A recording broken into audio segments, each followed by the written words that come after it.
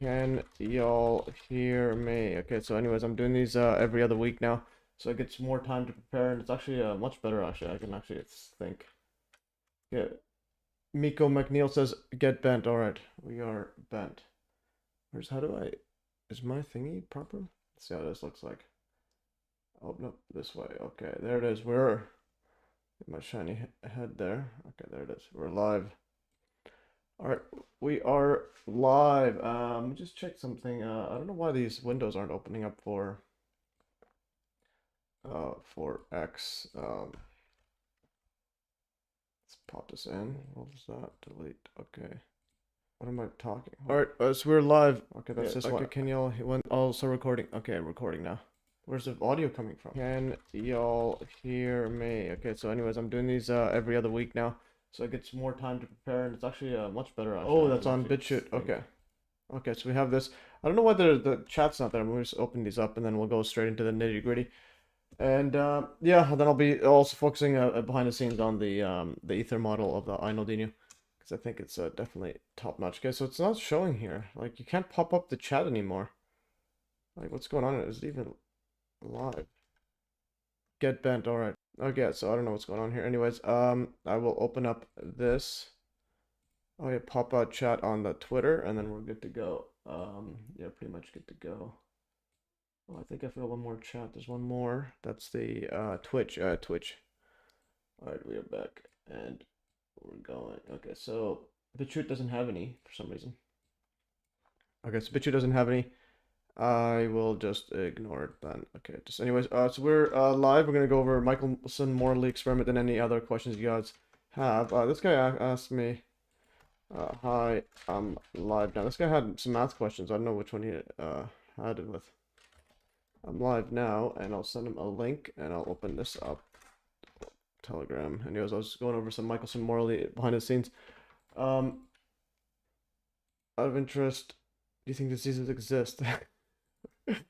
Alright, fascinating setup there. Okay. Close this, and I'm live now if you have math questions. Yeah, and basically, Wednesday morning it's strictly math science stuff, so that I force myself to get in on this because again, name of the game is Free Energy Tech, and we're gonna get there somehow. And also, here's the threadcast. I'm gonna say, can you all hear me? I'll try to type that in. I'm gonna say here. Yeah, actually, I did type it. Yeah, I don't know why this one's not showing then. Okay, I'm gonna. Yeah. All right. Anyways, now we are live there, and here is the threadcast. I'll put this in here. Yeah, so for some reason that can y'all hear me? Oh yeah, there it is. Yeah, can y'all hear me didn't show up on this thingy. Okay, anyways. I don't know what's going on with so okay, let's see what we had in the setup. Okay, so anyways, I was going over the Michelson Morley experiment here. And I'll go over the wiki for first of all.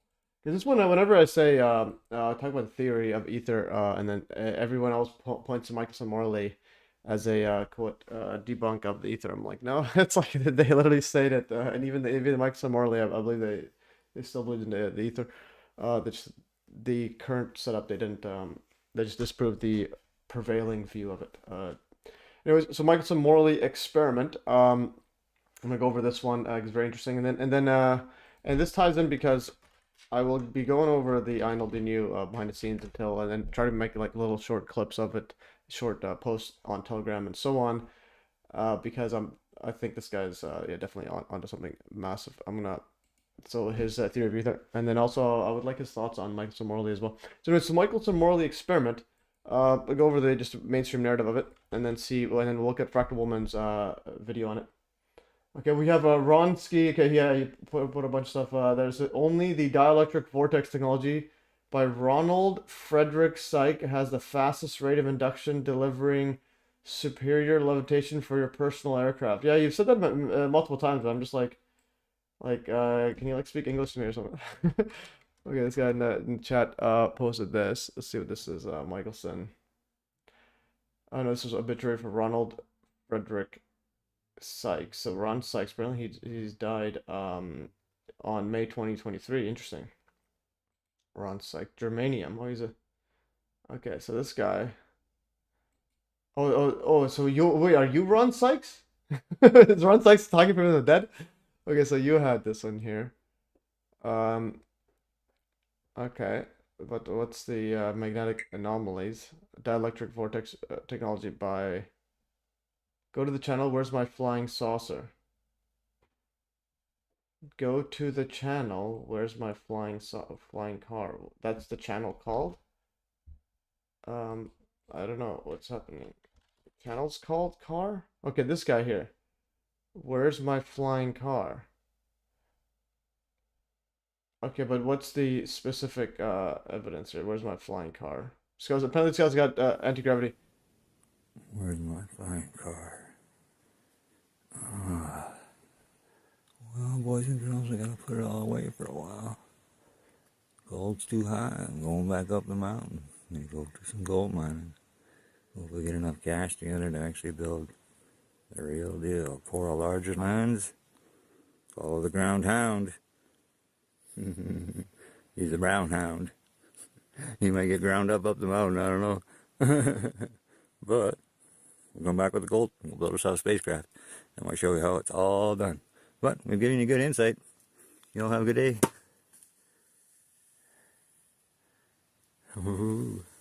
Alright. Okay, so where's the flying car? Anyways, it's just low energy vortex. What is this thingy?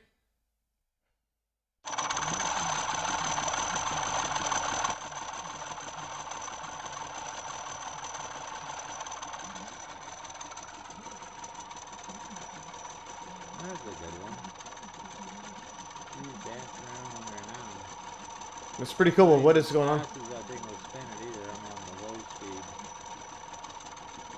I'll make it fast for speed.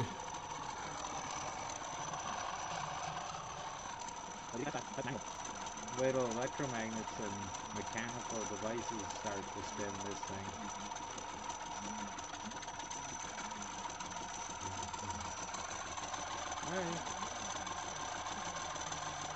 Alright, anyways, yeah, pretty epic stuff, but just what in the world's going on?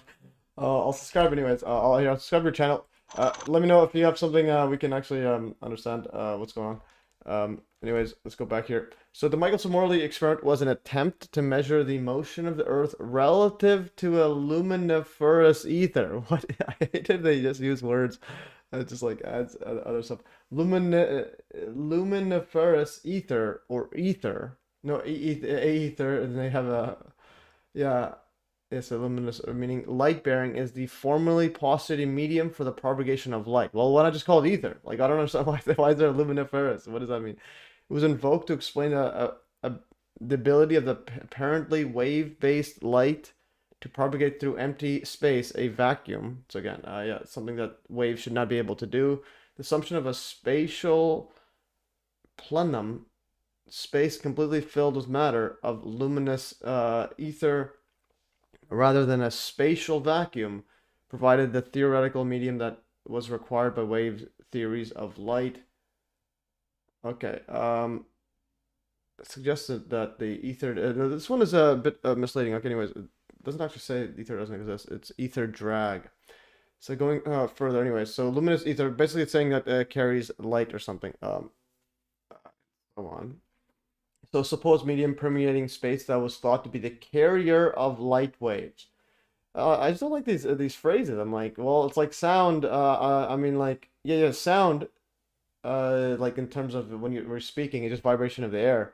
But there's no actual like the sound is just a vibration. So it's like the question is, not carrying any sort of yes, the sound waves. Like sound is just basically So I wouldn't think of the air as a carrier of sound waves. It's just literally just air molecules and the vibration. So we perceive sound, we perceive the vibration as sound. So anyways, I suppose, yeah, and in this case, if it was ether vibration, it basically you perceive the vibration as light. So your eyes think, okay, this is different color based on the vibration.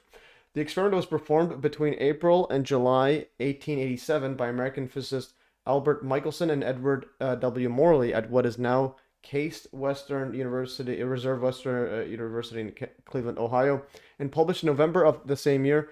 The experiment compared the speed of light in perpendicular directions in an attempt to detect the relative motion of matter, including their laboratory through the luminiferous ether or ether wind. This is again, it's like all these extra terms there's that in there. Ether wind, as it was sometimes called. The result was negative in that Michelson and Morley found no significant difference between the speed of light and the direction of movement through the presumed ether and the speed at right angles. This result is generally considered to be the first strong evidence against some ether theories. Again, that's the key part. As well as initiating a line of research that eventually led to special relativity, which rules out motion against an ether. So it's the relative motion versus an ether. Because ether's there whether you like it or not. Even in mainstream, they say quantum fluid. They say, again, space-time. Like, what do you mean space-time? And then how is light propagating through nothing? All right. So in a wave-like thing. So what is waving? So it's just light just randomly decides to go up and down. I mean, not even up and down. It's just it's actually longitudinal waves in ether. But randomly decides to behave like a wave for some reason. So of this experiment, Albert Einstein wrote, if the Michelson-Morley experiment had not brought us into serious embarrassment, no one would have regarded the relativity theory as a halfway redemption. Interesting.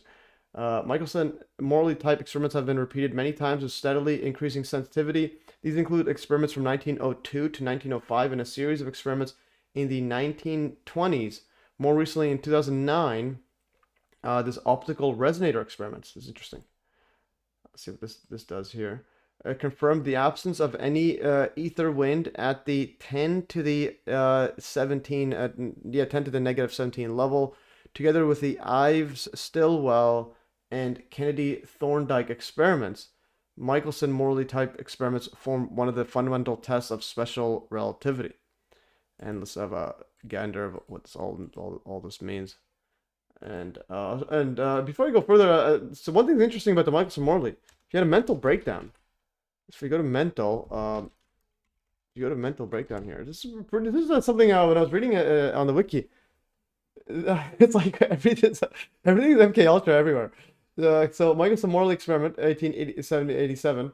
So if you read right here, Michelson suffered a mental health crisis in September 1885, from which he recovered by October 1885.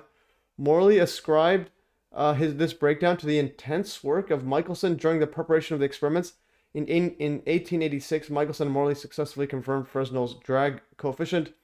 This result was also considered as a confirmation of the stationary ether concept. Interesting. So they were, basically they were arguing whether the ether was stationary so that motion could be relative to it, or if it's you have a complete drag so you won't be able to detect it. And regardless, it's super tiny. So it's like, yeah, I think it's all about nothing. But this is just very fast. I'm gonna highlight this one right here. Okay, this is pretty ridiculous. Okay. I'm gonna I'll make this smaller actually. 1 second. I'll make this smaller so I can fit it all in. Okay, it doesn't fit all in. Okay, whatever. I'll just make it like this. Yeah, this is just wild. I'm gonna put this right here. And I'm gonna underline this mental health crisis.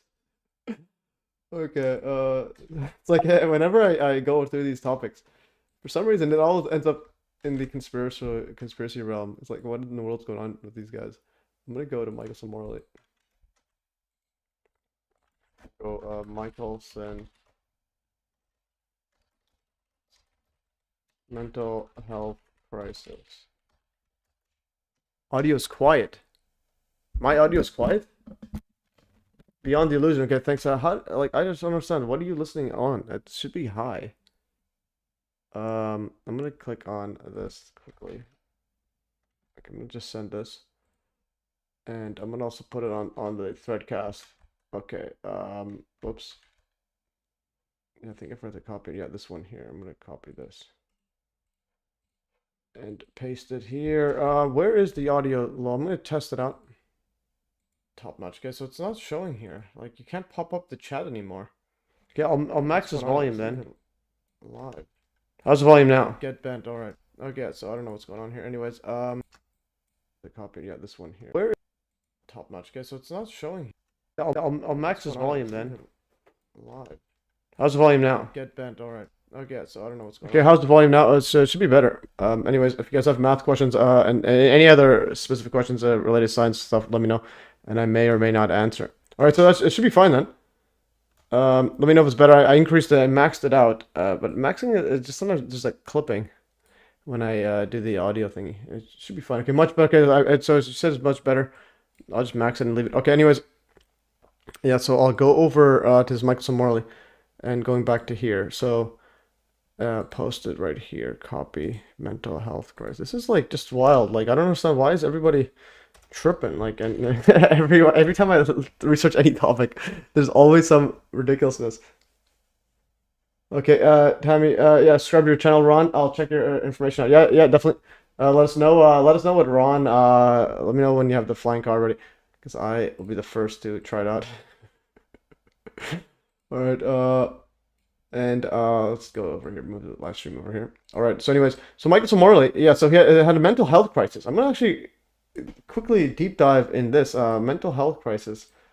Yeah, so this is David Michelson. You just had a chocolate commercial come up. Okay, epic stuff, really. I didn't even have it, didn't even realize. Because it's like, I thought I turned it off. I made a manual, and they don't really, YouTube doesn't care anymore.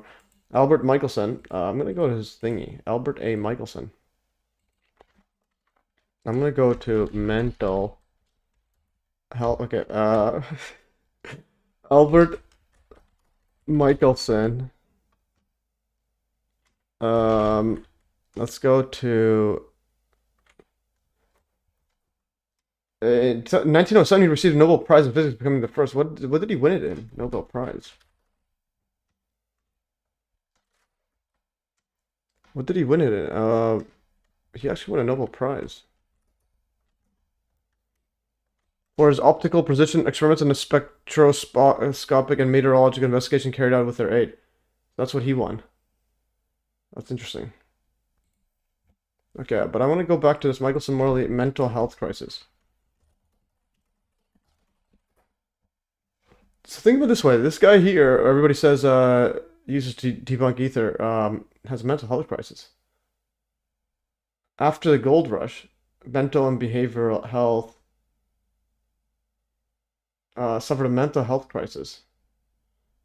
Okay, let's go back here after this trials. Oh, it's after the gold rush. It's just fascinating stuff here. Okay,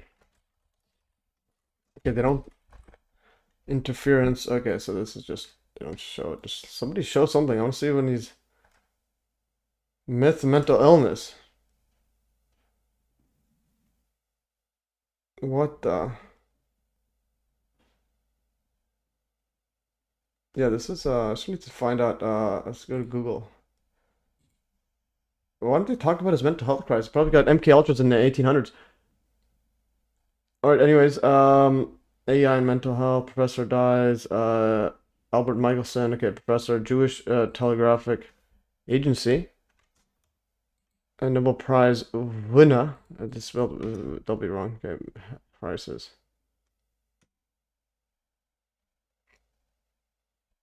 Oh, this was a newsletter in 1931.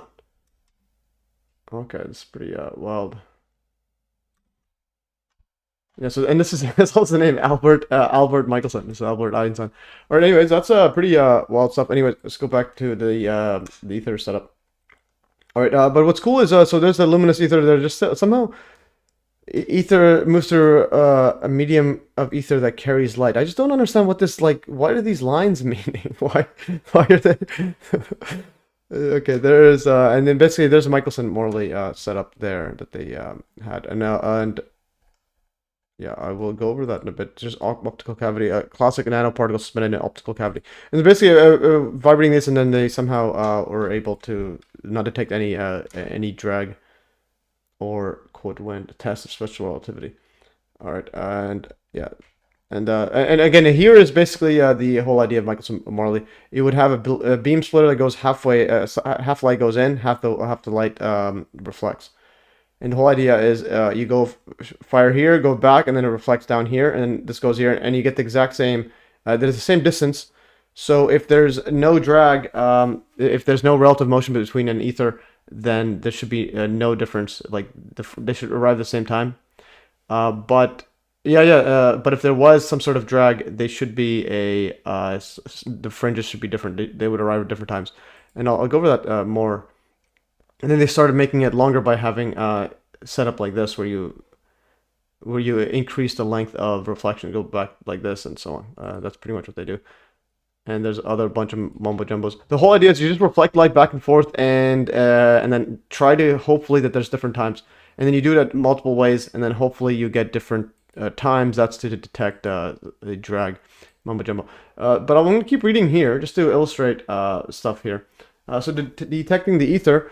Physics theories of the 19th century assumed that just as surface water waves must have a supporting substance, i.e. a medium, to move across, in this case water, an audible sound requires a medium to transmit its wave motion, such as air or water. So light must also require a medium. The luminiferous ether, just call it ether, like what's this luminiferous nonsense, to transmit its wave motions.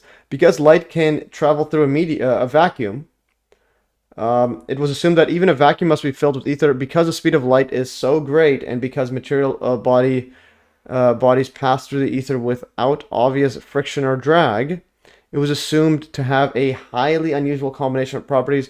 Designing experiments to investigate these properties was a high priority of 19th century physics.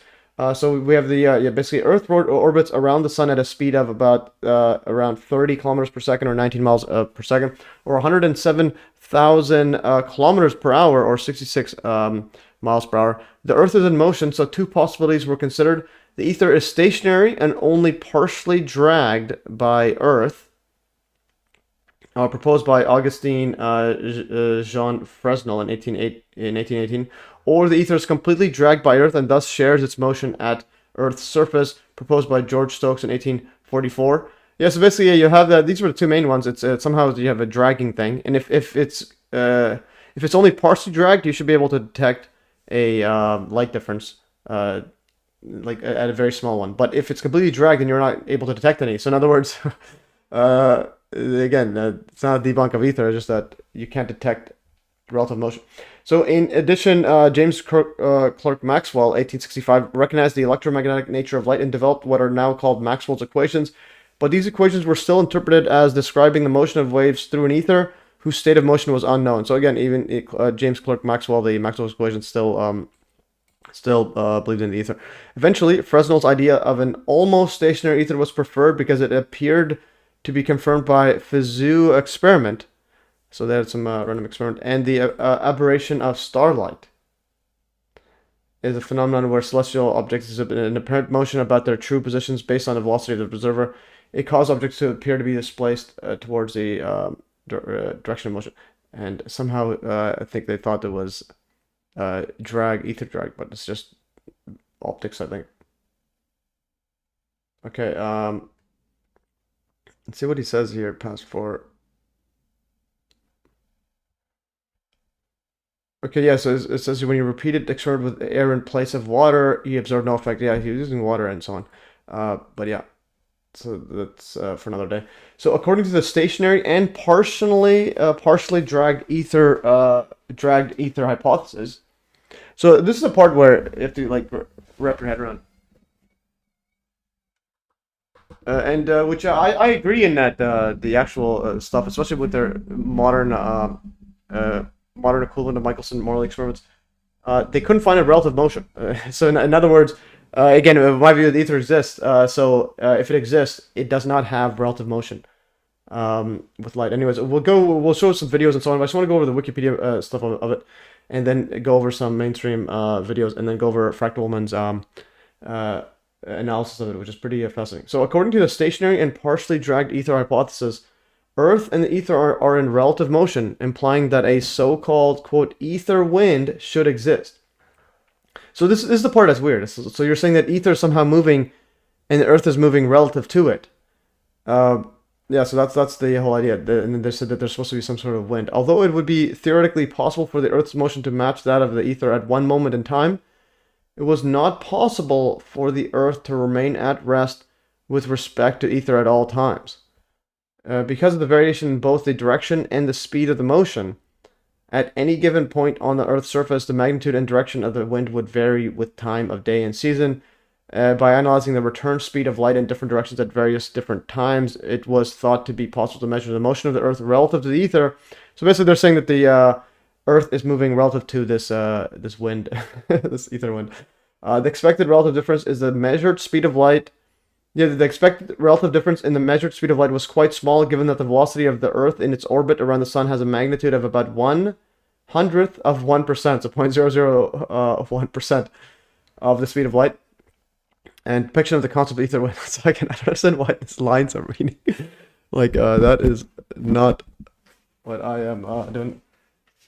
Okay, I think it's kind of like, yeah, I think just to grasp what they're saying, imagine you're in a river, and then like all the planets and stuff are in the river moving, and then you're firing light back and forth. So I think that's probably one analogy of what they think they're doing. So during the mid-19th century, measurements of ether wind effects of first order, i.e. effects proportional to v over c, so v being Earth's velocity and c the speed of light, were thought to be possible, but no direct measurement of the speed of light was possible with the accuracy required. For instance, the Visu wheel, it's interesting, could measure the speed of light to perhaps 5% accuracy, which was quite inadequate for measuring directly at a first order 0.01% change in the speed of light. Because, yeah, again, when you divide these out, it's around that difference. A number of physicists, therefore, before that, I'm going to go to this wheel.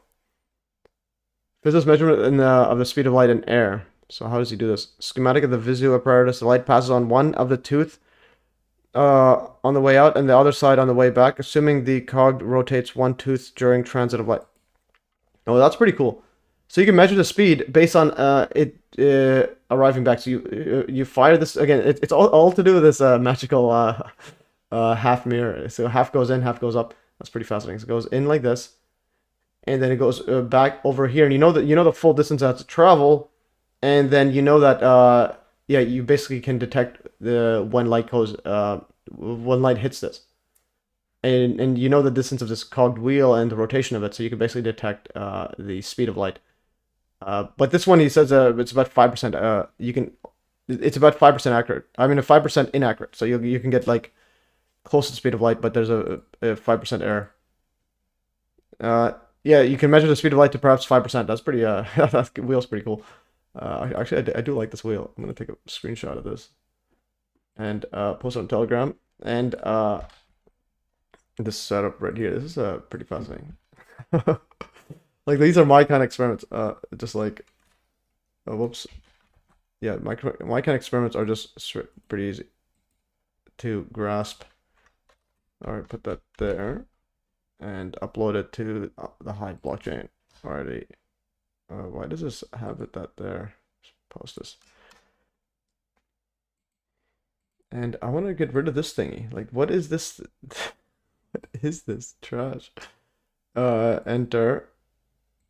Oh, that was the image. Okay, that's the image, actually. The link is an image. I'm just gonna erase this. 1 second. Oh, peeps. Okay, that link is an image. Anyways. And lastly, Visno's wheel. Okay. Let's put this like this.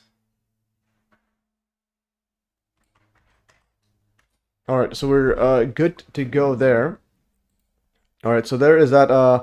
Yeah, that's luminous depiction of the concept of ether wind. I'll put this as well. These are just interesting stuff just to put in there for. All right, this one right here. Why is it doing this? Oh, this is the thing about the Mac. I don't know why. I have to copy twice whenever on Wikipedia because that thing pops up. Whoops. What is happening? Luminescence. Okay, this is the one. I'm gonna close this. This one here. Okay, and we are back. Okay. Yeah, so there's the ether wind mumbo jumbo. All right. So, anyways, yeah. So the visible wheel could only measure the speed of light to perhaps 5% accuracy, which was quite inadequate for measuring directly a first order of 0.01% change in speed of light. A number of physicists therefore attempt to make measurements of indirect first order effects, not at the speed of light itself, but of variations in the speed of light. See first order ether drift experiments. Yeah. Okay, variations in speed of light. Okay, that's what they were trying to do. The Hoke, this experiment, well, for example, was intended to detect interferometric fringe shifts due to speed differences of oppositely propagating light waves through water at rest. Yeah, basically you go one way and another one goes the other way. The results of such experiments were all negative. This could be explained by using Fresnel's dragging coefficient, according to which the ether and thus light are partially dragged by moving matter. So you have to do one away from water and all that, or an air. Partial ether dragging would thwart attempts to measure any first order change in the speed of light. As pointed out by Maxwell, 1878, only experimental arrangements capable of measuring second order effects would have any effect of detecting ether drift, i.e. effects proportional to v squared over c squared. Again, those would be much, much smaller. Existing experimental setups, however, were not sensitive enough to measure effects of that size. So here's his first experiment, Michelson experiment, 1881. Michelson had a solution to the problem of how to construct a device sufficiently accurate to detect ether flow. In 1877, while teaching at his alma mater, the United States Naval Academy. Interesting. So he was actually a U.S. Navy. So U.S. Navy had a mental health crisis. Now we're going MK Ultra full on there. In Annapolis, Michelson conducted his first known light experiments as a part of a classroom demonstration. In 1881, he left active U.S. naval service while in Germany, concluding his studies. In that year, Michelson used a prototype experiment device to make several more measurements. The device he designed, later known as a Michelson interferometer, sent yellow light from a sodium flame for alignment, or white light for the actual observations through a half-silvered mirror. This is pretty interesting. It's a beam splitter that was used to split it into two beams traveling at right angles to one another. After leaving the splitter, the beams traveled out to the ends of long arms where they were reflected back into the middle by small mirrors. Then they recombined on the far side of the splitter in an eyepiece, producing a pattern of constructive and destructive interference whose transverse displacement would depend on the relative time it takes light to transmit longitudinal versus the transverse arms. If the arm is traveling through an ether medium, a light beam traveling parallel to the flow of that ether would take longer to reflect and back and forth than a beam traveling perpendicular to ether. Because the increase in elapsed time from traveling against the ether wind is more than the time saved by traveling with the ether wind. Basically, traveling against it, you'll take more time, and then traveling with is less time. So you should have a difference in arrival times. Michelson expected that the Earth's motion would produce a fringe shift equal to 0.04 fringes, that is, of the separation between areas of the same intensity. He did not observe the expected shift. The greatest average deviation that he measured in the northwest direction was only 0.018 fringes. Most of his measurements were much less. His conclusion was that Fresnel's hypothesis of a stationary ether with partial ether dragging would have to be rejected, and thus he confirmed Stokes' hypothesis of complete ether dragging. So basically, again, when people say he debunked ether, no, he debunked ether drag or wind. But he confirmed this guy's at least hypothesis that it was complete ether dragging, so there's no actual difference. And here's what basically he would do. He would fire this in. It would half it reflect, half it go straight through. Actually, firing it from either here. I think here. You fire it in. Half reflects, half goes here. That's interesting. Okay. Actually, let's do the firing from here. So you fire from here. Half reflects, half goes here, and then back here, and then half goes straight here, and half reflects over here. And same way over here. Half goes here, and half reflects back. And it says here, although it ultimately proved incapable of distinguishing between differing theories of ether dragging, its construction provided important lessons for the design of Michelson and Morley's 1887 instrument. All right. However, this one right here, Alfred Podre and later Hendrik Lorentz pointed out to Michelson that he had made an error of calculation, that the expected fringe shift should only have been about 0.02 fringes. Michelson's apparatus was subject to experimental errors far too large to say anything conclusive about the ether wind. Definitive measurements of the ether wind would require an experiment with greater accuracy and better controls than the original. Nevertheless, the prototype was successful in demonstrating that the basic method was feasible. And again, here's a beam splitter. A beam splitter, or yeah, beam splitter with no space, is an optical device that splits a beam of light into a transmitted and a reflected light. It is a crucial part of many optical experiments and measurement systems, such as interferometers, and also finding widespread application in fiber optic telecommunications. It's pretty cool. Like, how does it do that? So this is a kind of material. Okay, yeah, this kind of material. Basically, like, it's like translucent. So you can have some reflected, some go straight through it. That's pretty fascinating. That's how it looks like. Looks a tad comparable to Steiner ether machine. Interesting. Yeah. So and then basically goes in, and it's depending on the property of the light. Matrix using green laser light and diffracted beam splitter. Yeah, so you got a whole bunch of stuff there. That's pretty cool. I'm gonna send this thingy here. So that's the I hate see when I right click, it just shows up this nonsense. All right, so that's pretty cool. I'm gonna go like beam splitter here and here, and then go to Michelson flathead, exit this beam splitter. So that's pretty cool. Yeah, this is pretty cool.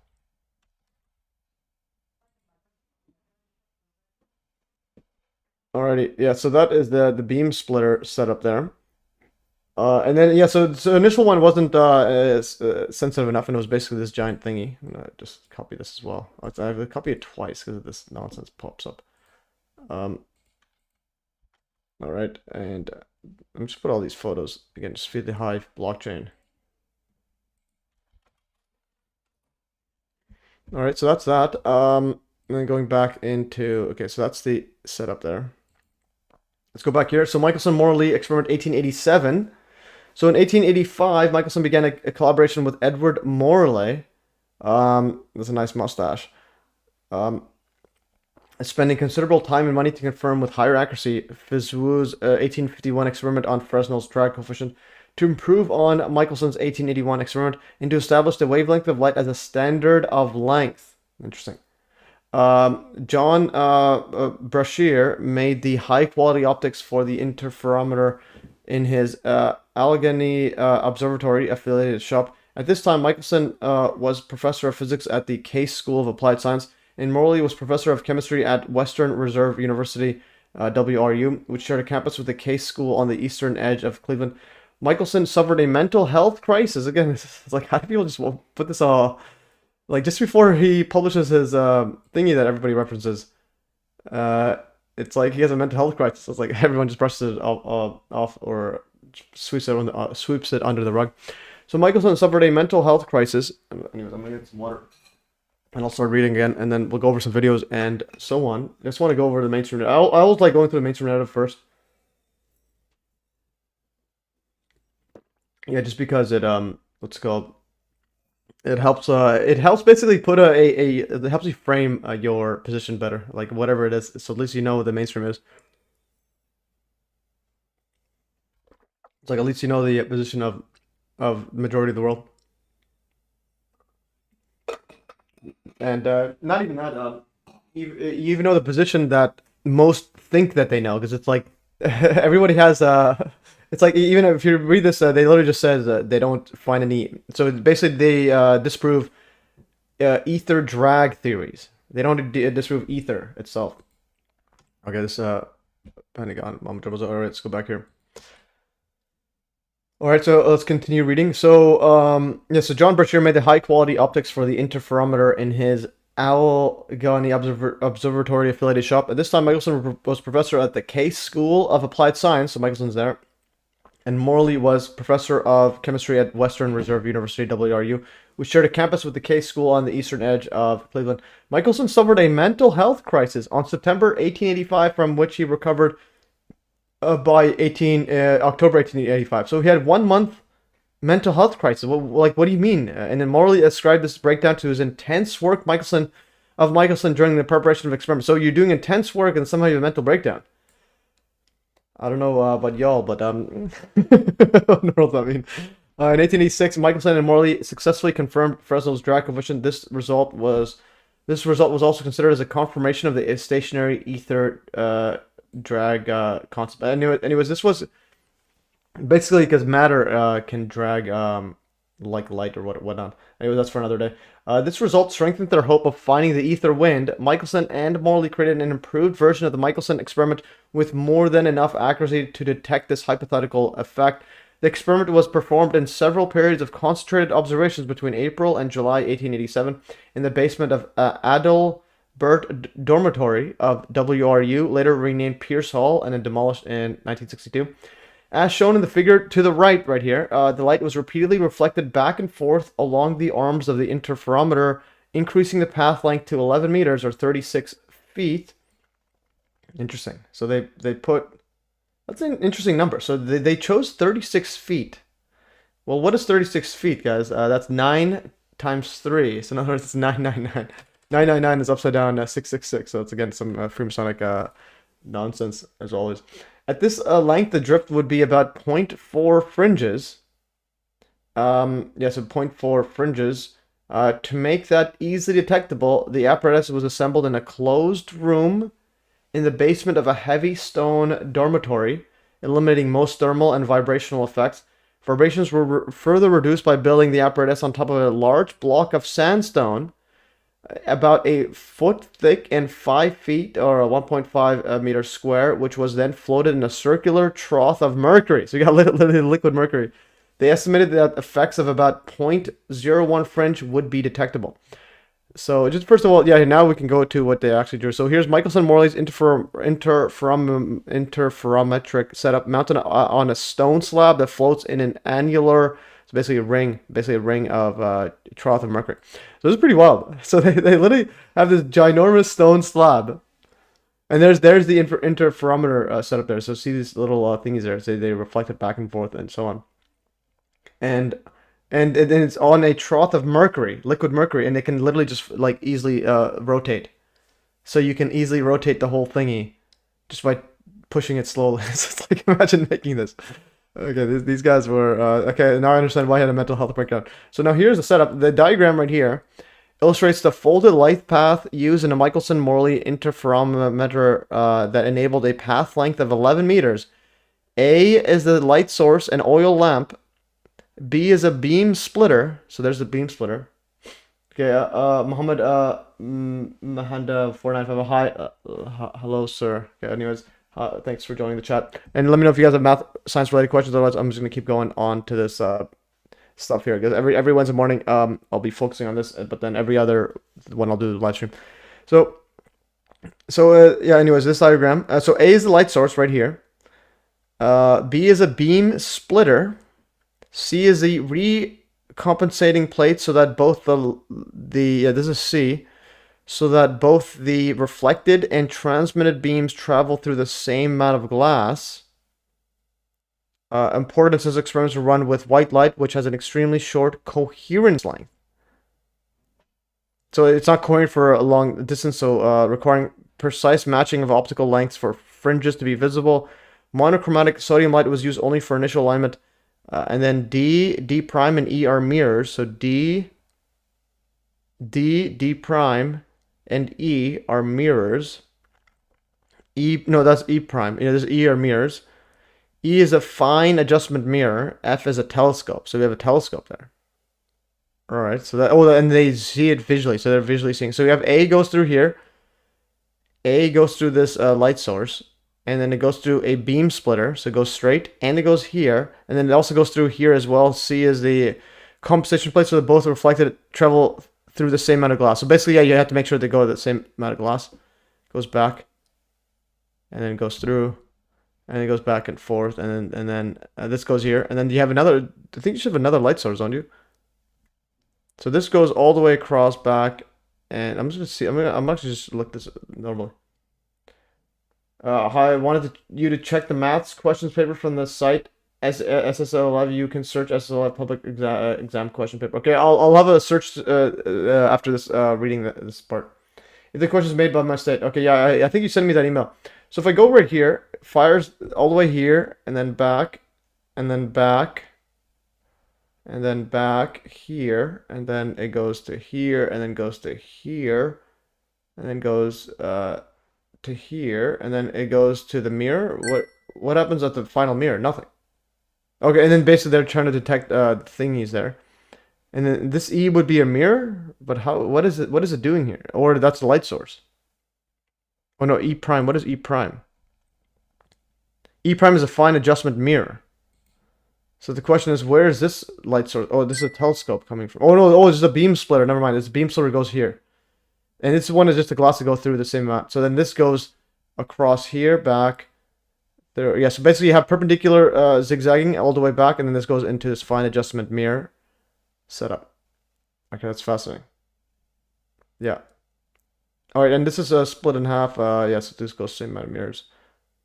Alright, anyways, yeah, it's pretty, oh yeah, I think it's because they go through different mirrors. It's 1, 2, but anyways, you get the, they add that to the same amount of mirrors. I have to look at that deeply. I'll send a photo of this, then I'll look at your math questions, and then I'll go back to the Michelson Morley setup there. I'm gonna paste this here. Yeah, I just paste it. Yeah, and then this as well. Okay, this is fascinating. And I will copy the whole setup here. This is pretty interesting. Okay. And then there, and then copy this.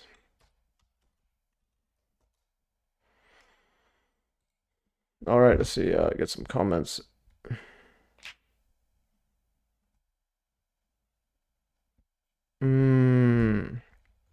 Alrighty.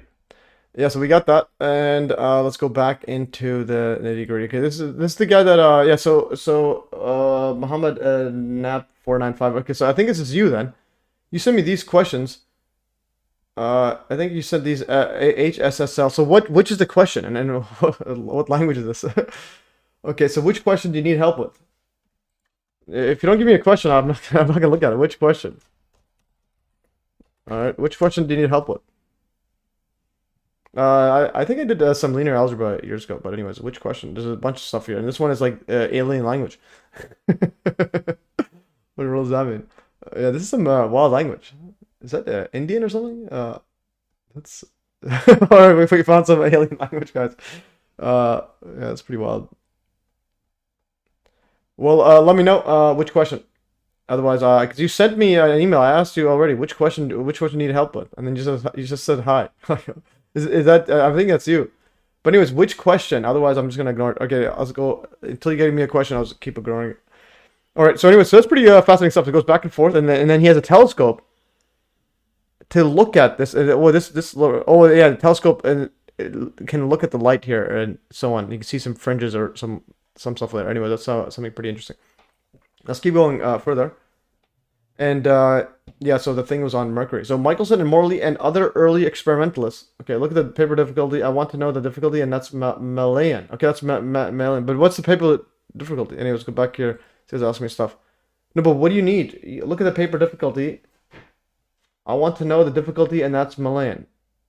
This is a cool-off time. This is 2 hours. Cool-off time, 15 minutes. What in the world does that mean? There's a cool-off time. Use a cool read instructions, give equations wherever necessary. Electronic devices except non-programmable calculators are not allowed in the examination hall. Yeah, but what's the what do you mean? It looks pretty straightforward. You could probably solve these.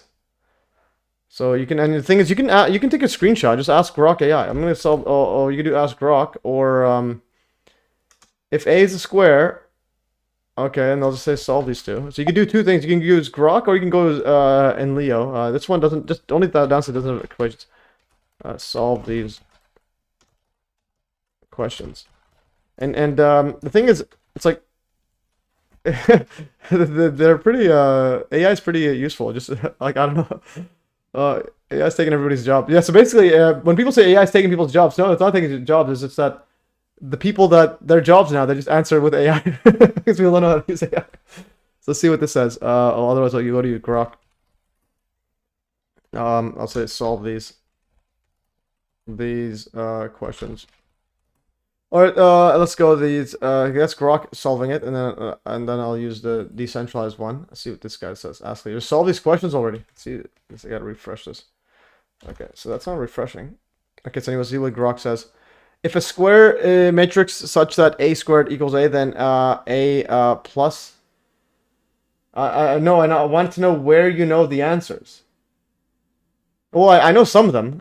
Since the matrix is projection matrix. This one I did it years ago. It's been a while, but I didn't do the specific math videos on this.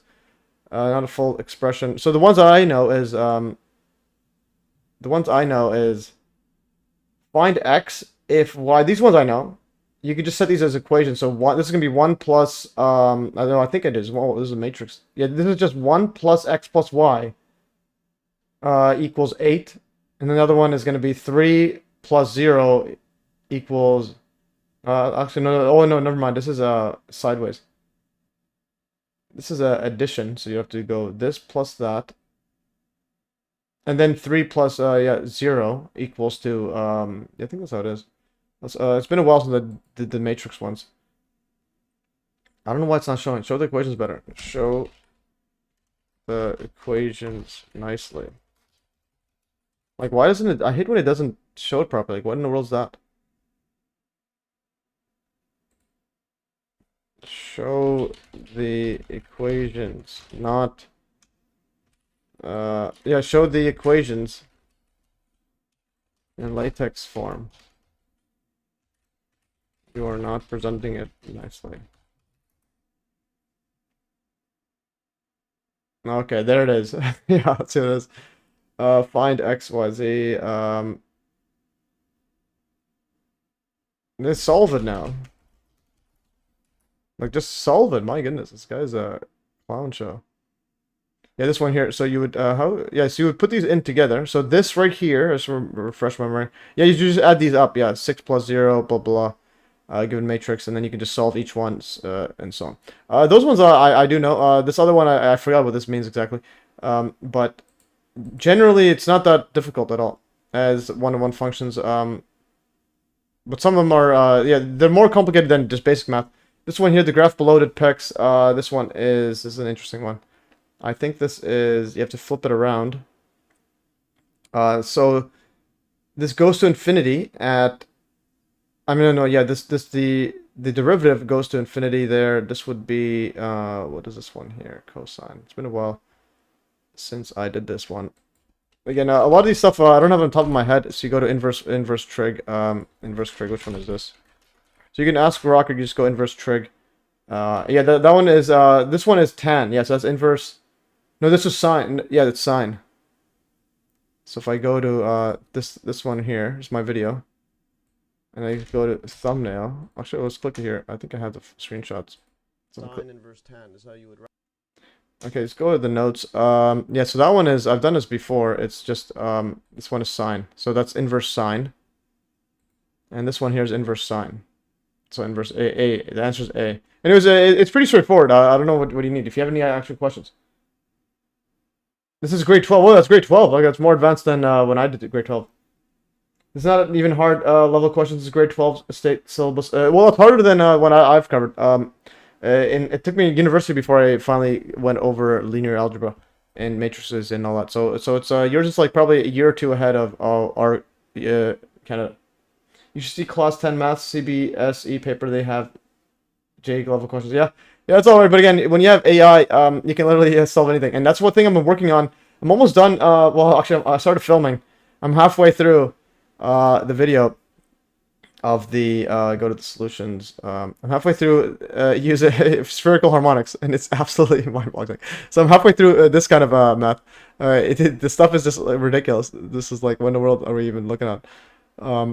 This stuff here. So I'm deriving the spherical harmonics setup here because it's very fascinating. I'll go back here. Yeah, this setup here. So I'll be uploading a video probably next week because I still need to film it. This is a bunch of stuff here. It's gonna be one. It's probably the most difficult one I've ever covered. Anyways, it's out of syllabus question. Anyways, I'm gonna go back to my Michelson Morley and let me know if you have a specific question. Yeah, because difficulty is it's whatever. It's a bit harder than high school here in Canada. Okay, so anyways. So Michelson and Morley and other early experimentalists used interferometric techniques in an attempt to measure the properties of luminiferous ether. Used partially monochromatic light only for initially setting up their equipment, always switching to white light for the actual measurements. The reason is that measurements were recorded visually, so they actually have to look at this. So fringe pattern produced with a Michelson and interferometer using white light as configured here. The central fringe is white rather than black. Yeah, the central fringe is white rather than black. Yeah, central fringe. Anyways, they would do this, and if you don't have any shifts and whatnot, then basically there's no difference. So look at it visually. You look at this here. If it's all exactly the same time, they all just are in sync. There's no actual like separation, and so on.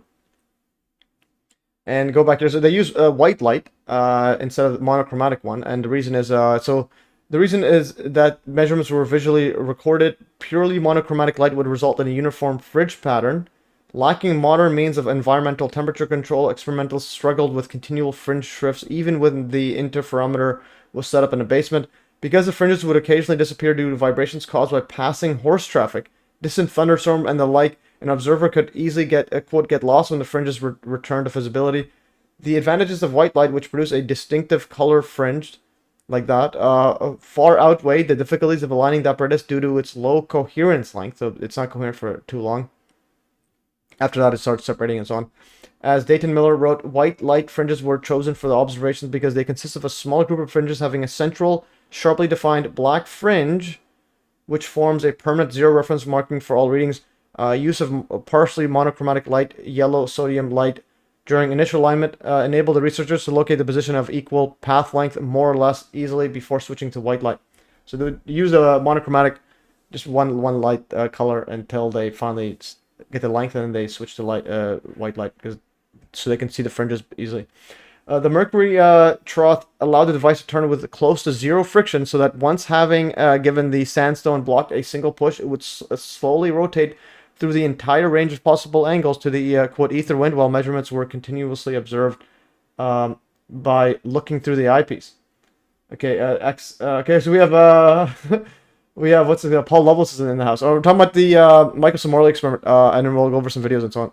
It's about the ether and the initial theories that they had ether drift and so on. And again, anyways, you can follow my earlier from the beginning, or if you have any other questions, let me know, Paul. Yeah, I think you sent me some messages about the quote planes and so on. But again, I'll look at them when I have a chance.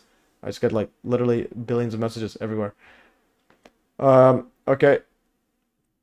Anyways, so they had the mercury trough right here. So they had the whole setup in here. So they have light back and forth and so on. And they would have this over this giant slab, and then all over mercury right there, and so on. Yeah, I'm gonna keep going here. I'm gonna finish reading the up to the part where they start using the equations and so on, and I'll leave that for another one. Then I'll go over some videos and then go over Fractal Woman's analysis on it. Okay, oh, this guy here, yeah, I was commenting about the dude above. Yeah, this guy's asking me, I think he's in high school or something, in India.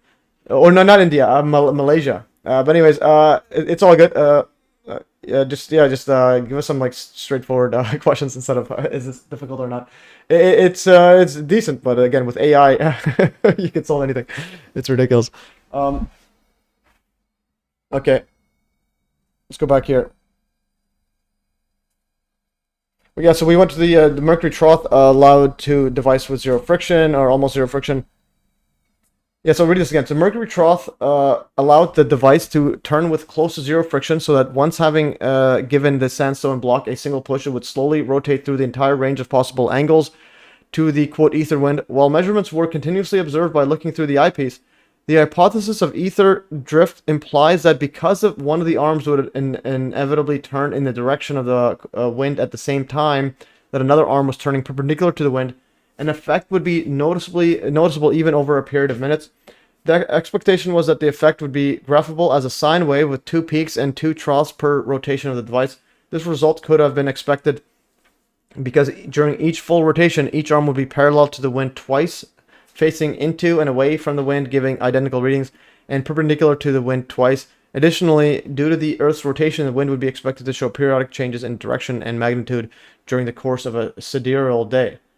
Sidereal day is basically a rotation of based on a fixed setup here. So if you start off, I think it's just rotating a full thingy, and a solar day as a sidereal is relative to the star. Yeah, it's relative to the star. So basically, then this one is relative to the sun. So if you start from here and then rotate until you fully rotate relative to the sun. This one is just relative to us to fix in space. So the solar day is actually 1 minute. I think it's 1 minute longer. Per normal 365 days. So you have 1 day extra in the yeah, this one's sun one's a bit more. Yeah. Yeah, anyways, that's what it is. Keep that's for another day. That makes sense in my head because I already covered that before. So it's already I have it grasped. Anyways, because of the motion of the Earth around the sun, the measured data were also expected to show annual variations. So here's the quote most famous quote failed experiment. After all this thought and preparation, the experiment became what has been called the most famous failed experiment in history. Instead of providing insight into the properties of the ether, Michelson and Morley's article in the American Journal of Science reported that the measurement to be as small as 1/40th of the expected displacement, but quote since the displacement is proportional to the square of the velocity, they concluded that the measured velocity was probably less than 1/6 of the expected velocity of the Earth's motion in orbit, and certainly less than 1/4. Although this quote small velocity was measured, it was considered far too small to be used as evidence of speed relative to the ether, and it was understood to be within the range of an experimental error that would allow the speed to be actually 0. And basically, yeah, they detected the relative because they would just calculate based on this the fringe displacement they got was really tiny, and then they would calculate the velocity, relative velocity of the Earth with the ether, and then they'll give it a number, but it was actually much less than they would expect. Hudson Fact is in the house, guys. John Hudson, good one, Matthew. The old timers knew a lot. I love history, yeah, definitely. And also, yeah, because you been around for a while, John. This part here, I wanted to ask, do you have any info on this? Apparently, Michelson suffered a mental health crisis in September 1885, from which he recovered by October 1885. And Morley ascribed this breakdown to the intense work of Michelson during the preparation of the experiment. So if you can, if you have any info on that, because I did a quick search, but I didn't find anything too much on it. They all just like pretend like nothing happened. So I'll actually, is there a reference to it? There's not even a reference. Okay, this reference. Oh, this is a book. Okay. Origins of Relativity. Okay, that'll be for another day. MM experiment assumes ether is stationary relative to the solar system. Yeah, it's relative or slightly relative. Yeah, I understand. That's why I was driving home with the point. It's like they're assuming a specific type of ether, which is not the one I have in mind. Anyways, and then we'll go over further into this. So anyways, so although this small quote velocity was measured of this difference between Earth and the quote relative the assumed ether, it was or the assumed stationary ether, it was considered far too small to be used as evidence of speed relative to the ether, and it was understood to be within the range of an experimental error that would allow the speed to actually be 0. Okay, this one here. Okay, so thank you. That was a piece of assuming. Just waiting for Chinese arrivals. Yeah. Oh, you're getting people from China. Epic stuff there, Captain John. Old Weston. Nice. Epic stuff, Captain John. That's when Old Weston is when I stayed when I visited John twice. All right. For instance, Michelson wrote about the decidedly negative result in a letter to Lord Rayleigh. What kind of names these guys have? All these Freemasons names. In August 1887, the experiments on the relative motion of the Earth and ether have been completed, and the result decidedly negative. The expected deviation of the interference fringes from the 0 should have been 0.4 of a fringe. The maximum displacement was 0.02, and the average much less than 0.01, and then not in the right place. As the displacement is proportional to squares of the relative velocity, it follows that if the ether does slip past the relative velocity, the relative velocity is less than 1/6 of the Earth's velocity, and so on. So as the displacement is proportional to the squares, if the ether does slip past, the relative velocity is less than 1/6 of the Earth's velocity. Anyways, velocity one's not 100% sure what in the world they're talking about. So, if we go here, here's Michelson and Morley's results. The upper solid line, this one right here, is the curve for their observations at noon, and the lower solid line is that for their evening observations, because they assume that different times of the day would affect it. Note that the theoretical curves and the observed curves are not plotted at the same scale. The dotted curves, in fact, represent only 1/8 of the theoretical displacement. So this is 1/8. So it should be much bigger. Yet again, nothing really showed there. Okay, so from the standpoint of the then current ether models, experiment results were conflicting. The Vizu experiment and its 1886 reputation by Michelson and Morley apparently confirmed the stationary ether with partial ether dragging and refuted complete ether dragging. On the other hand, the much more precise Michelson-Morley experiment 1887 apparently confirmed complete ether dragging and refuted the stationary ether. So that's the complete ether dragging is the important one. In addition, the Michelson-Morley null result was further substantiated by the null results of other second-order experiments of a different kind, namely the Trott-Noble experiment and the experiment of Rayleigh and Brace. And the experiment of Rayleigh and Brace. These problems and their solution led to the development of the Lorentz transformation of special relativity. Again, go over special relativity slightly a bit here. After the quote failed experiment, Michelson and Morley ceased their ether drift measurements and started to use their newly developed technique to establish the wavelength of light as a standard of length. So here's the light analysis and consequences and so on. And also here, Paul also says, require that all chat participants address you as Lord MES from here on. Use Norman to enforce compliance. Yeah, definitely. Okay, guys. Lord MES, guys. It is. Alright, guys, y'all know what you call me. It's yeah, I'm getting sick and tired. How's Lord Riley getting all this? Or Lord Kelvin, the Kelvin temperature guy. So here's a beam traveling in the longitudinal direction can be derived as follows. Again, you have the light source here. It's pretty interesting. Light source bounces off here. Here it goes through here, off there, and then goes down here, longitudinal. And then this goes into here. Longitudinal travel and traverse expected to be differently retarded. It's differentially retarded when velocity is greater than 0. Interesting. Yeah, this goes here and back. And then this goes here and back. But they're saying if it's traveling. So here's the thing. If they're saying if this ether drag is moving it, you're going to have a slightly different time. Now, this is with time. So if it's actually moving, instead of going up and down, it has to travel slightly further. Okay, that makes sense. According to their mumbo jumbos. And so that's that. I'm gonna definitely go over other stuff right here. I'm gonna click on. Did this solve it yet? Okay, I can't directly extract text from the image you like, and I can't solve. Okay, so this guy does not know. Okay, the AI is wild, and okay, you can't solve it yet. He's not as good as Grok AI, but again, this is open source and uses high blockchain data without any requirements and so on. Anyways, so we have that, and basically, this is the whole idea, is that if it's stationary, everything goes back, and this should be exactly the same setup here. But if it's this is a traveling one. Yeah, it goes from here, bounces back, and then here. This is exactly longitudinal transverse waves expected to arrive in phase when phi is equal to 0. And longitudinal and transverse waves expect to be differentially retarded when v is greater than 0. That's if it's moving has traveled further in this longitudinal way, or this transverse way. It has to travel further. All right, so that's that part. And now we're going to look at here's a sidereal day. There's Albert, special relativity. I was reading this quickly. Apparently, that was a proof of special relativity. So in physics, the special theory of relativity, or special relativity for short, is a scientific theory of the relationship between space and time. In Albert Einstein's 1905 paper on the electrodynamics of moving bodies, the theory is presented as being based on just two postulates. The laws of physics are invariant, identical in all inertial frames of reference, that is, frames of reference with no acceleration. This is known as the principle of relativity.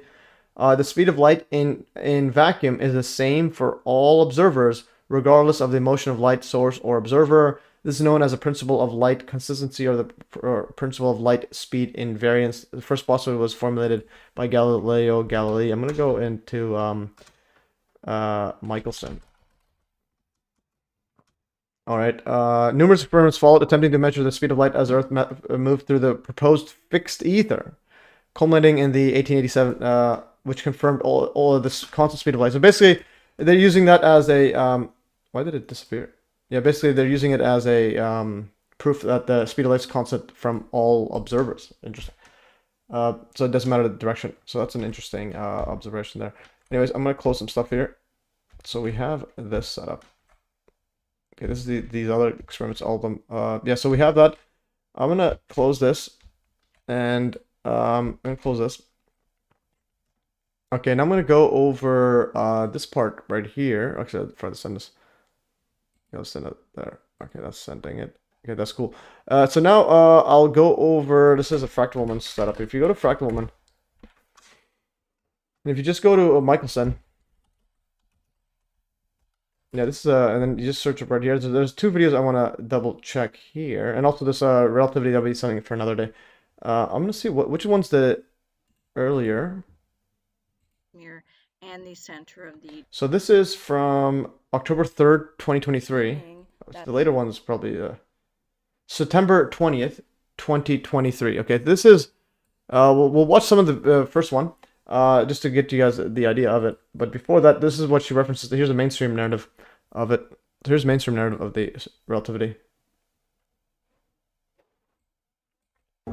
A wave So you guys saw the video, I mean me going over the Wikipedia. So now here's a visual demonstration of it. is a disturbance in some. A wave is a disturbance in some medium. Water waves are disturbances in water. Sound waves are disturbances in particles of air, water, or some solid. That's why you cannot hear your fellow astronauts scream in space. But what about light? What is its medium? Maybe it's air. But then light from the sun and distant stars reaches us and it has to travel through the nothingness of space. Perhaps the space is not empty and is filled with some mysterious material which is present everywhere, even on Earth. And this is the medium for light. Let's call it something. How about ether? But ether is just our imagination until we can prove its existence. Let's try to prove it. We'll need to set up something like this. For this we'll need a light source, two fully reflective mirrors, a half reflective mirror. A half reflective mirror only reflects half of the light, the other half passes straight through it. We'll also need a detector which will detect the amount of light incident on it. The light source is placed at the bottom center of our setup. The half reflective mirror is placed at the center at a 45 degrees angle to the direction of light emitted from the source. The two reflective mirrors are placed at the right and at the top of our setup, making a 90 degree angle at the center. The mirrors are placed at exactly the same distance from the center. Let's emit a beam of light from the source. It will hit the half reflective mirror which is placed at 45 degrees angle at the center of our setup. Half of the light passes through this mirror and the other half gets reflected. The two mirrors which are precisely at the same distance from the center mirror reflect back the light towards the center again. Here they combine as they head to the detector. Now, the point to note is, as the mirrors are placed exactly at the same distance, the light reflected from them will reach back at the exact same instant of time and both the waves will get added together. Let's backtrack a little and see how waves get added. The higher point in the waves are called peaks and the lowermost points the troughs. Let's say we have two similar waves which are in phase, which mean the peaks of one wave align with the peaks of the other wave, and similarly for the troughs. When we add these two waves, the peaks get added together and so do the troughs, giving us a wave with higher peaks and lower troughs. This is called constructive interference and will enhance the final intensity of the resulting wave. But if the two waves are out of phase, the peaks of one align with the troughs of the other, and this results in the peaks cancelling the troughs. If they exactly cancel each other, the wave is destroyed and the intensity would be zero. Anything in between, we are going to see an interference pattern whose intensity would be between the in phase addition and the out of phase addition. Now let's go back to our experiment. Let's assume the direction of the ether is horizontally to the left. Okay, so The horizontal wave will get a boost while going towards the mirror due to. Okay, yeah, this is the part where I don't know why my thing was somewhere else. Yeah, okay, yeah, so this is the part where it's like, I think this is the error. Like, what are they focusing on? They're saying that there's a ether that's moving, the Earth is moving relative to the ether. So this is the part where it's like it's as if it's just some sort of wind moving. Let's play this again. To the ether flow in the same direction, but will face a resistance while coming back traveling against the ether. Overall, it will take longer than the vertical wave which faces no resistance but will get deflected towards the direction of the ether. Yeah, so basically it's saying that it's going to actually move relative to it. So it's as it's going in this direction, it's going to be moving slightly to the left. Deflected towards the direction of the ether. To be precise, this is the time taken for the horizontal wave. and this is the time taken for the vertical wave, where v is the speed of ether relative to the earth. So the horizontal wave takes longer by this amount. So they would combine at slightly different times, which would result in two waves not being in phase. This would cause an interference pattern to be observed at the detector. If we keep rotating our setup, there would be a time when ether direction is horizontal and we should see the interference pattern. So we expect the detector to show varying intensities as we rotate our setup, but this does not happen. We can make two conclusions from this. Either the ether does not exist and light does not need a medium, or at the time we conducted this experiment, the ether's velocity relative to the earth was 0. But the earth is not still and it keeps moving. Let's wait for 6 months so that we can be sure the earth's velocity direction has changed and conduct this experiment again. So even after 6 months, the experiment does not show any interference pattern. The only conclusion we can make out of this is that ether does not exist and light does not need a medium. Okay, this is the part where it's just going the elephant in the room. The elephant in the room is that you can't measure differences between the ether. That's again, that's what the whole idea of this whole quantum fluid space-time moment jump was. It's just different words of the ether. Anyway, so that's that. Now we're gonna watch. So this is Fractal Woman 1. We have about 40 minutes. We'll watch a lot of. This is the second one. I haven't seen this in a while. And I was watching the beginning of this one. I didn't have to finish all of it, but I've seen this before. I'll watch some of it and get her thoughts on this, and then we'll watch this other part and to show you what she thinks on this. So Michelson Morley, a shocking revelation. So in this video, I attempt actually before we get to that. I just don't like how he said at the end. It's like no ether. That's I just don't like how he says that. But It's just not accurate. And also, it's Shari's in there. Good afternoon, sir. Indian accent. Hutchinson, sir. How are you? I'm not Hutchinson. This guy's Hutchinson. Yeah, so I'm Matthew. The doctor, Hutchinson, is there. Honorary doctor is there. So anyways, we'll go over Michelson Morley, this one here. So in this video, I attempt to explain to you a shocking revelation that I had last night after watching some videos on the Michelson Morley experiment. Turns out the assumptions made about the ether wind are logically and physically incorrect. At least that is how it sounds to me. Please pass this along to anyone you think might be interested. This is acoustic Michelson Morley experiment with an ultrasonic rangefinder. Interesting. Apparently there's an acoustic version of it. Okay, and the main point I want to make in this video is that an object moving through a medium is not equivalent to a medium passing past an object. If the explanation of the Michelson Morley experiment assumes equivalence of these situations, then that would be a mistake. Yeah, that ether wind part, I just don't understand. Why is it, like, what in the world is there a wind for? So if you go to Michelson Morley, this is the part where you have to grasp what they're trying to assume. So you just go to the math. So the math one is the one that's most. It helps like literally tell you exactly what they're thinking about.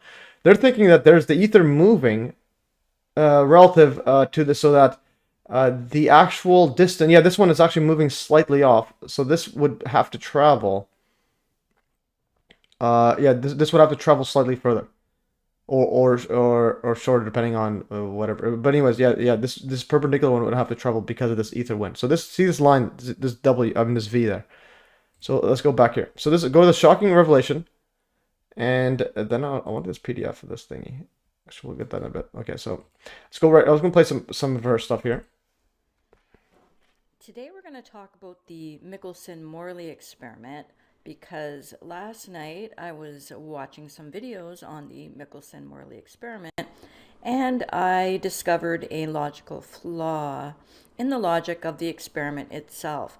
Now, the purpose of the Michelson-Morley experiment was to prove the existence of the ether, to prove a way. Okay, anyway, she goes over that video, and then I'm gonna go over to the part where she states here.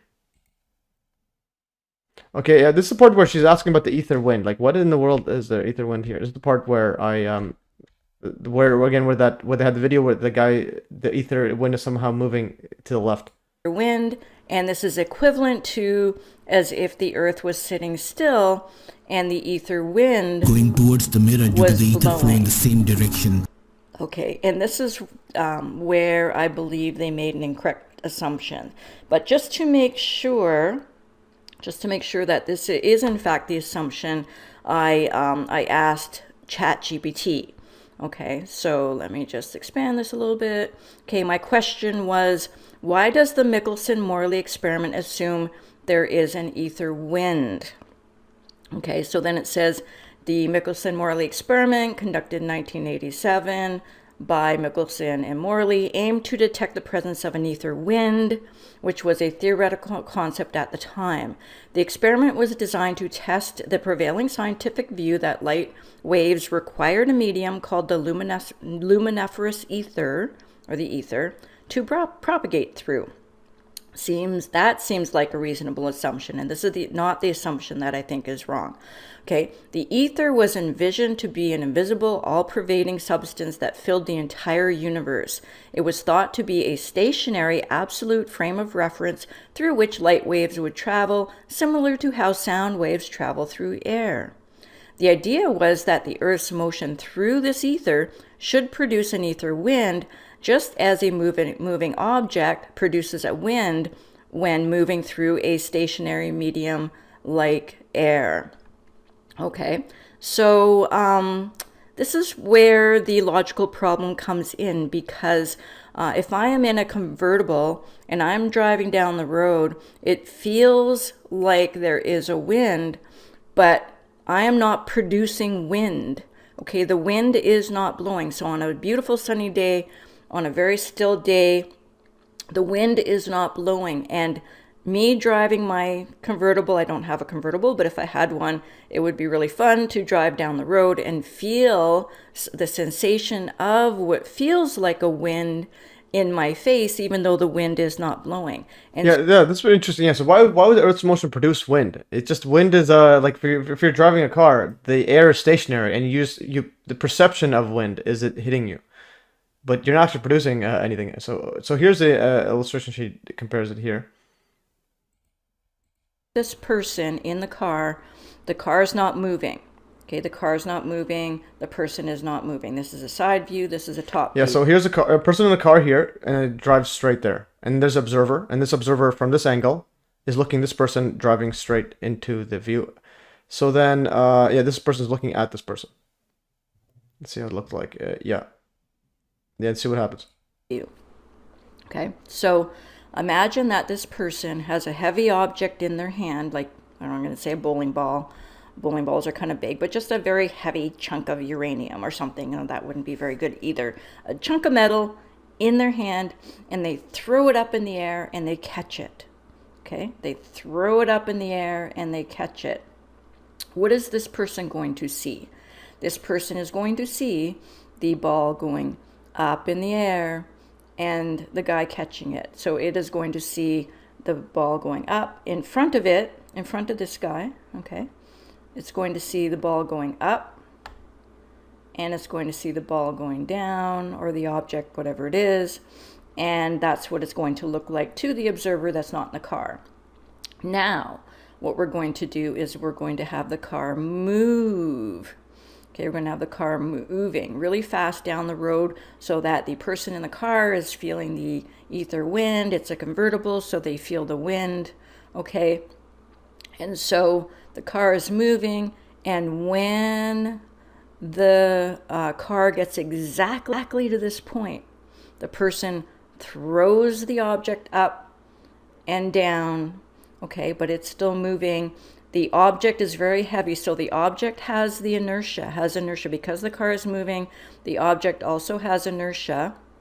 Okay, so at this point, the person is going to throw the object up and down, and what this person is going to see is they're going to see the object go up and to the right because the car is moving into the page. So here is a side view.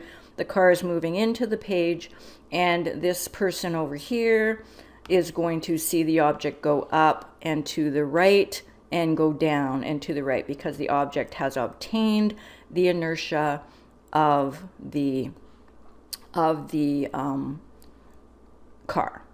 Okay, so yeah, basically saying if it's a heavy object right here and you're driving by. So here's a heavy object, put this light thingy.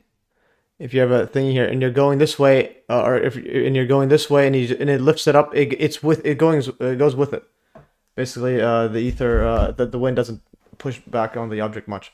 So it's got the inertia because it has mass. It's got inertia. So because the car was moving, the object obtained the inertia, the velocity of the car, and so it is going to have that. And so now I want you to imagine, instead of a very heavy object, I want you to imagine that this guy now has a ping pong ball. Yeah, so now it's a ping pong ball. This is an interesting one, actually. So if it's a ping pong ball, and then at this very moment it throws it in the air, it's actually going to get stuck with the wind. And then it's going to go, literally, this guy would see it not traveling at all. Okay, the guy has a ping pong ball, which is very inertialess. Okay, it has a little bit of inertia, but I'm going to make the speed a bit faster. not very much. It's almost inertialess. You can imagine that it is exactly inertialess, okay? So when the car is sitting still, the person throws the object. Yeah, this part here. So imagine the ball's actually inertialess, like light. The ping pong ball up, and then catches it, and that's exactly what this person over here sees. The person sees the ping pong ball go up. This is initially when it's not moving, and it's the same thing. Yeah. And down in the same spot, and all is good. Now what I want you to do is imagine that the wind is blowing from the top to bottom. Okay, so the wind is blowing in this guy's face. Okay, the wind is blowing towards the person that's sitting in this car. Okay, now this person is going to throw the ping pong ball up, and what's going to happen is the wind is going to catch the ping pong ball, and the ping pong ball is going to fly backwards. Oh yeah, that's if there's an ether wind. Yeah, so I mean just if there's wind. If you're outside in a convertible and just standing there, you're not even driving. You throw a ping pong ball, and the wind's gonna throw it away. So if there is wind, it will throw it away. Okay, so because the ping pong ball doesn't have a lot of inertia. Now, if this was the heavy object, the wind probably wouldn't be able to blow it. So if the wind was blowing and he or she threw the heavy object up, that person would probably catch that object, and this person would see the object go up and down in place. Okay, so it wouldn't be moving in any direction. But if it was a ping pong ball, this person is going to throw the ball up. The wind is going to catch it. The ball is going to go backwards this way. This guy is going to see the ball go back this way, and this guy is going to see the ball go back this way. Okay, because the wind is going to blow it, because it has surface area, it's going to blow it back this way. Okay, so now I want you to imagine that there's no wind. The car is moving down the street, and when it gets to it's moving very quickly down the street. So it feels the wind. The person feels the wind. The ping pong ball feels the wind as it's moving. Okay, but the wind is not blowing. In this experiment, the wind is not blowing. Okay, the car is moving very quickly, but the wind is not blowing. But this guy thinks the wind is blowing. It feels like the wind is blowing, but the wind is not blowing. So when the car gets exactly to this point, the person throws the ping pong ball up. Yeah, so this is the part I was thinking. Yeah, so if there's as it's moving, the car and the ball have the perception of wind, but the air is just stationary. As it throws at exactly this point, the ball is inertialess. So it is ping pong ball, super light, like light. It doesn't go with the flow. It literally just stays in the air. So this person would literally see it going up and down, and nothing's happening. What is this guy gonna see? What is this guy gonna see? What is this guy gonna see? What is this guy gonna see? Okay, so what this guy is going to see is the ping pong ball is going to look to him as if the wind blew it backwards. Yeah, that is true.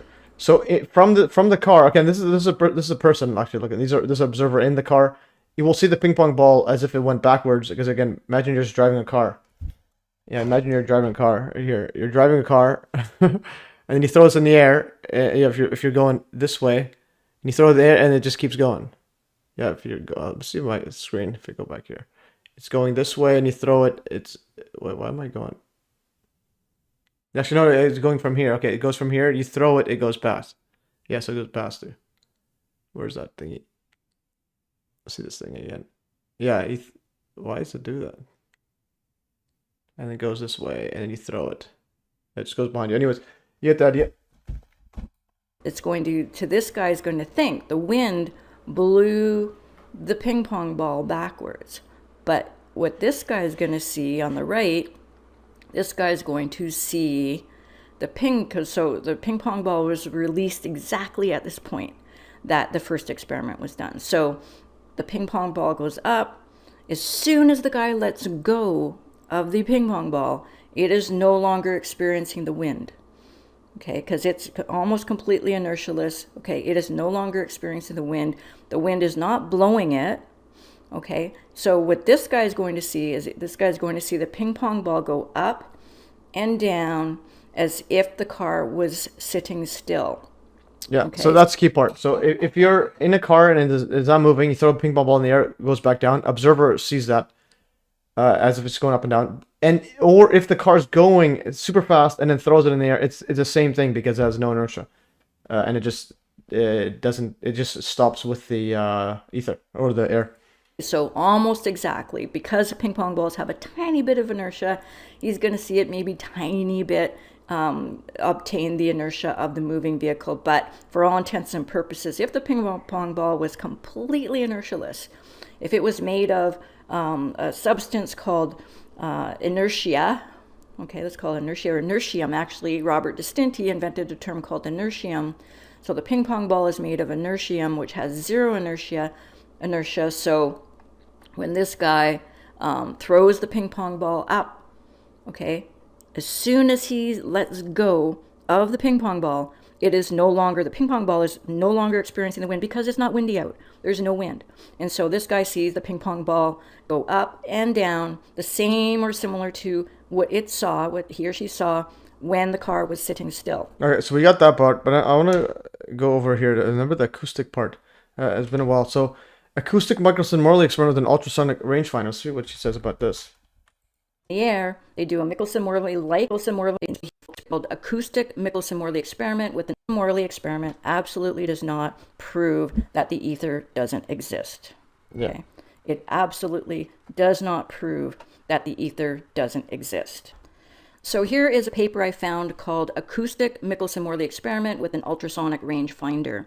Okay, and so here they do an experiment in the air. They do a Michelson-Morley-like experiment in the air, and they discover that they also reproduce the relatively null result. So the null result just means that they didn't see any ether wind. Okay, so an ultrasonic rangefinder was mounted on a horizontally rotatable rail at a fixed distance to a reflector to the top of a car. So they used a car.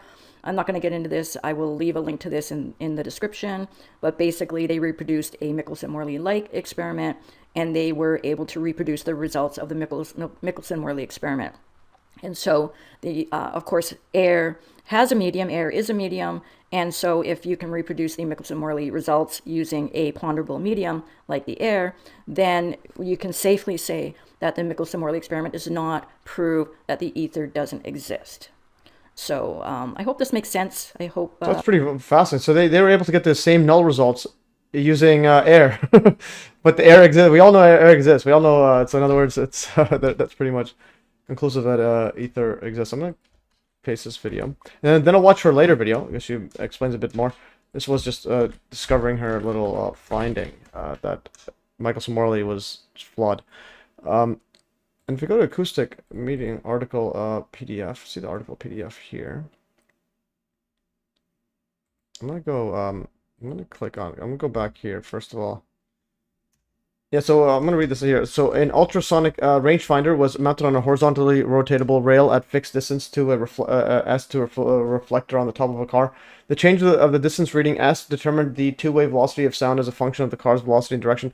As a result of this experiment, the out and back velocity C2 was determined to be isotropic, as in the optical case of the Michelson-Morley experiment. Within the experimental area, the velocity was found to vary as C2, C squared, C squared, minus that divided by C. Anyways, I want to get the full PDF. Let's see the PDF. I don't know what's going on here. It's not loading. They just take it out.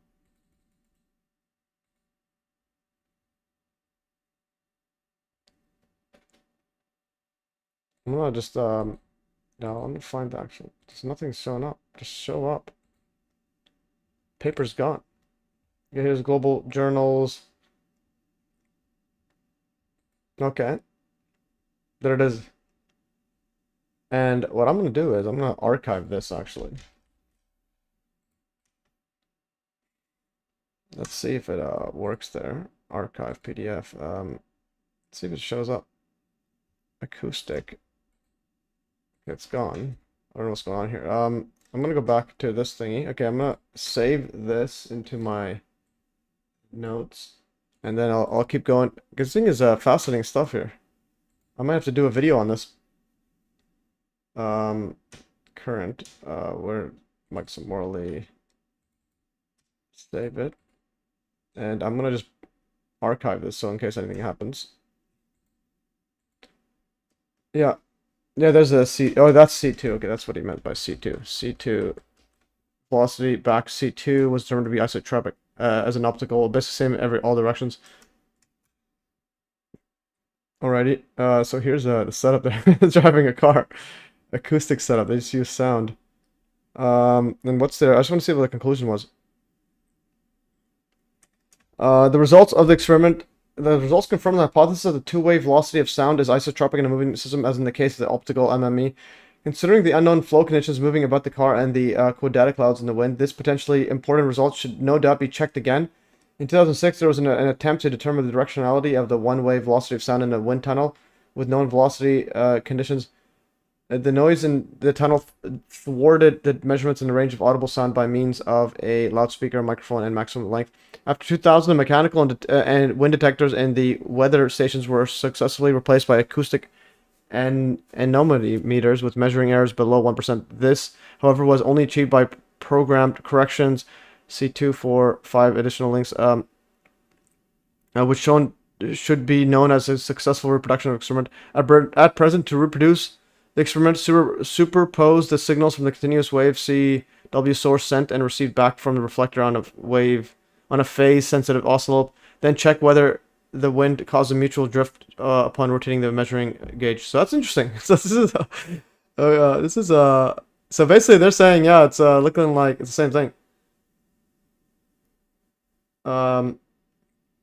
This one here, at the end of 19th century, light was assumed to propagate isotropically in the ether at rest, independent of the source velocity, at a constant speed of light. Similar to sound, measurements should reveal a vector addition of C and V when performed with a detector moving at velocity V in the medium. That means the expected results results were C minus V in the forward direction, and then C plus V in the opposite direction.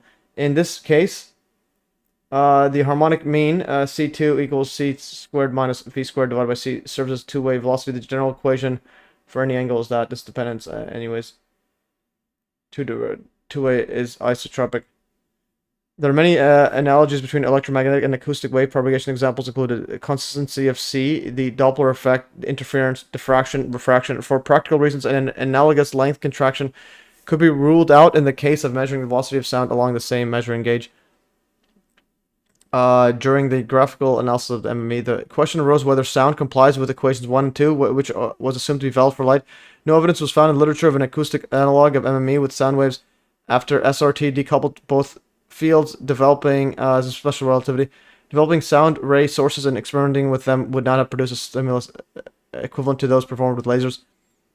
At the end of the 20th century, however, the development of inexpensive ultrasonic rangefinders offered hobby physicists the opportunity to perform these experiments without requiring a wind tunnel. Such an MME analogous needs only one arm because the two-way velocity of sound can be calculated directly. Okay, maybe in 1,000 years. Okay, Ron Skies, yeah, Lord MES, okay, epic stuff. Wind, Earthlings, yeah, alright, thank you. Thank you for referring to my title. Okay, this is pretty ridiculously, okay, now I can archive. Whoops. Actually, I'm gonna go back to the archive. Okay, archive here, and I have the link of the document. I'm just gonna put the PDF in here. Whoops, I need to click archive PDF and then drag this in.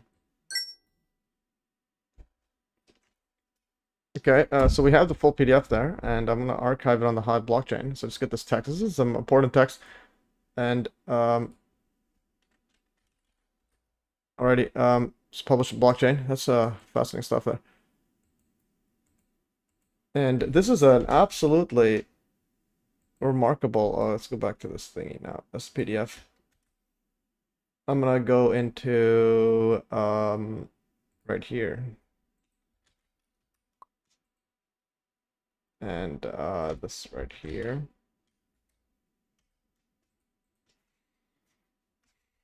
And I'll also put this to my later thingy. It's definitely how's the spacecraft coming, John Hutchison? John Hutchison.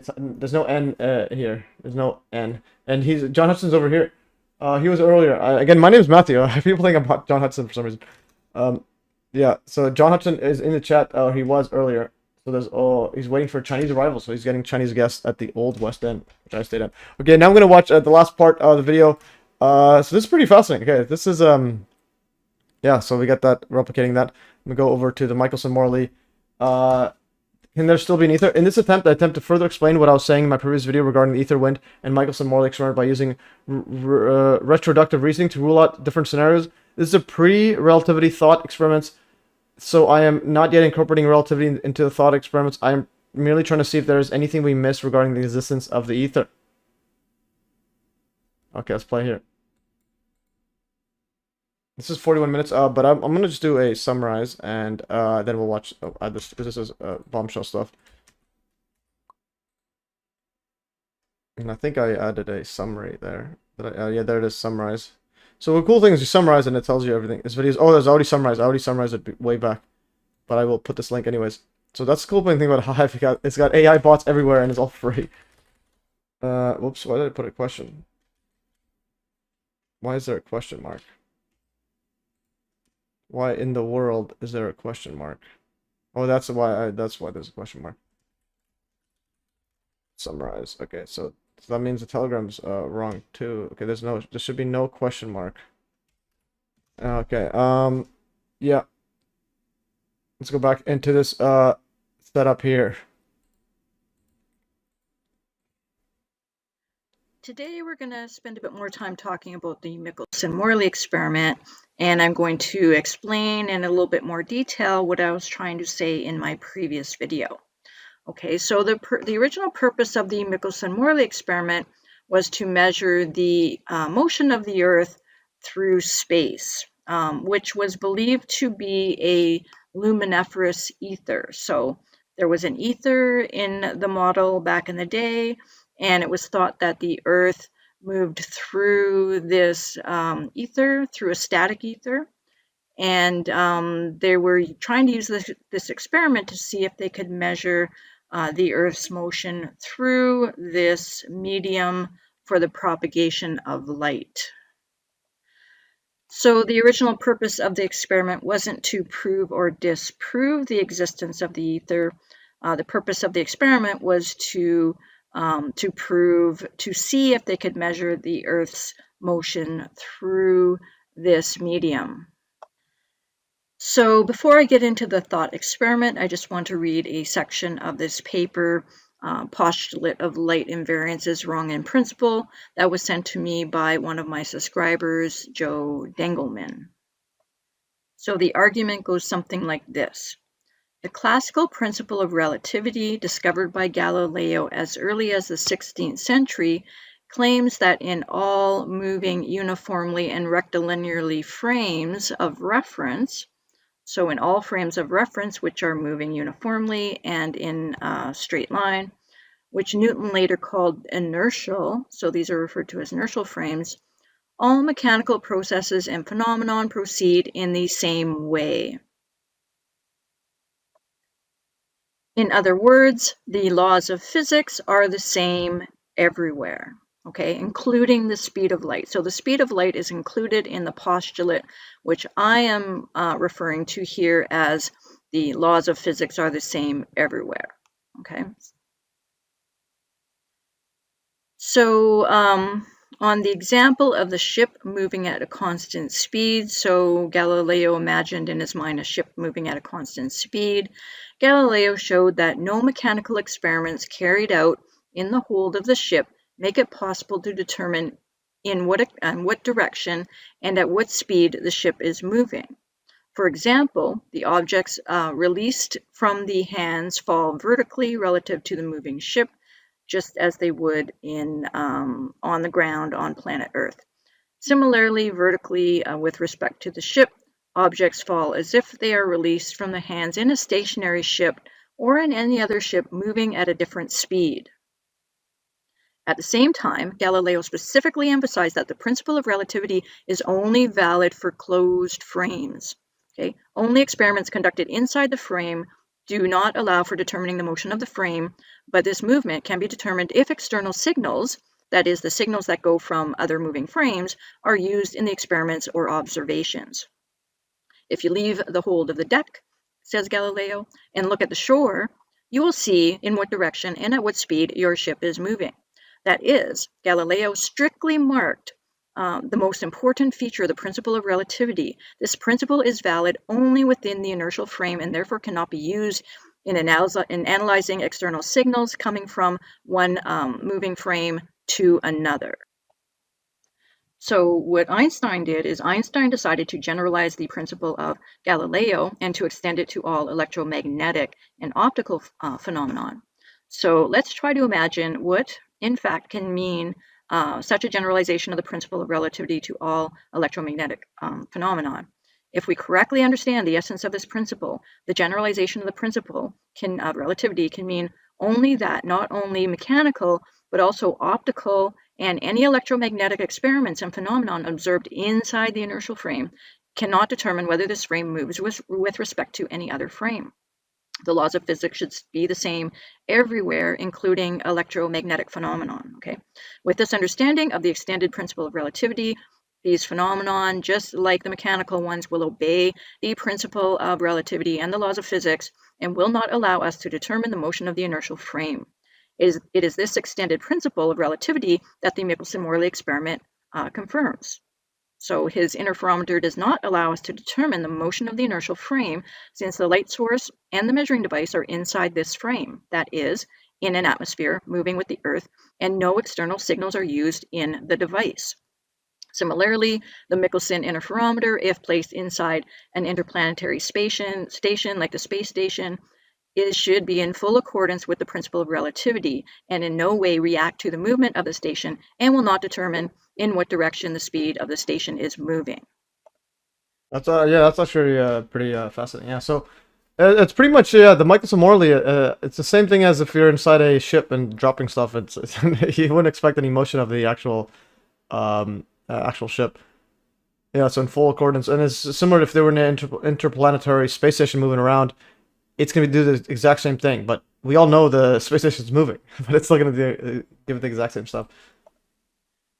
Okay, so basically what all that means is that the laws of physics are the same everywhere in a closed system moving at constant velocity, which Newton referred to as the inertial frame. So an inertial frame is a closed system moving at constant velocity. And by closed system, I mean a system that does not have access to any other inertial frame.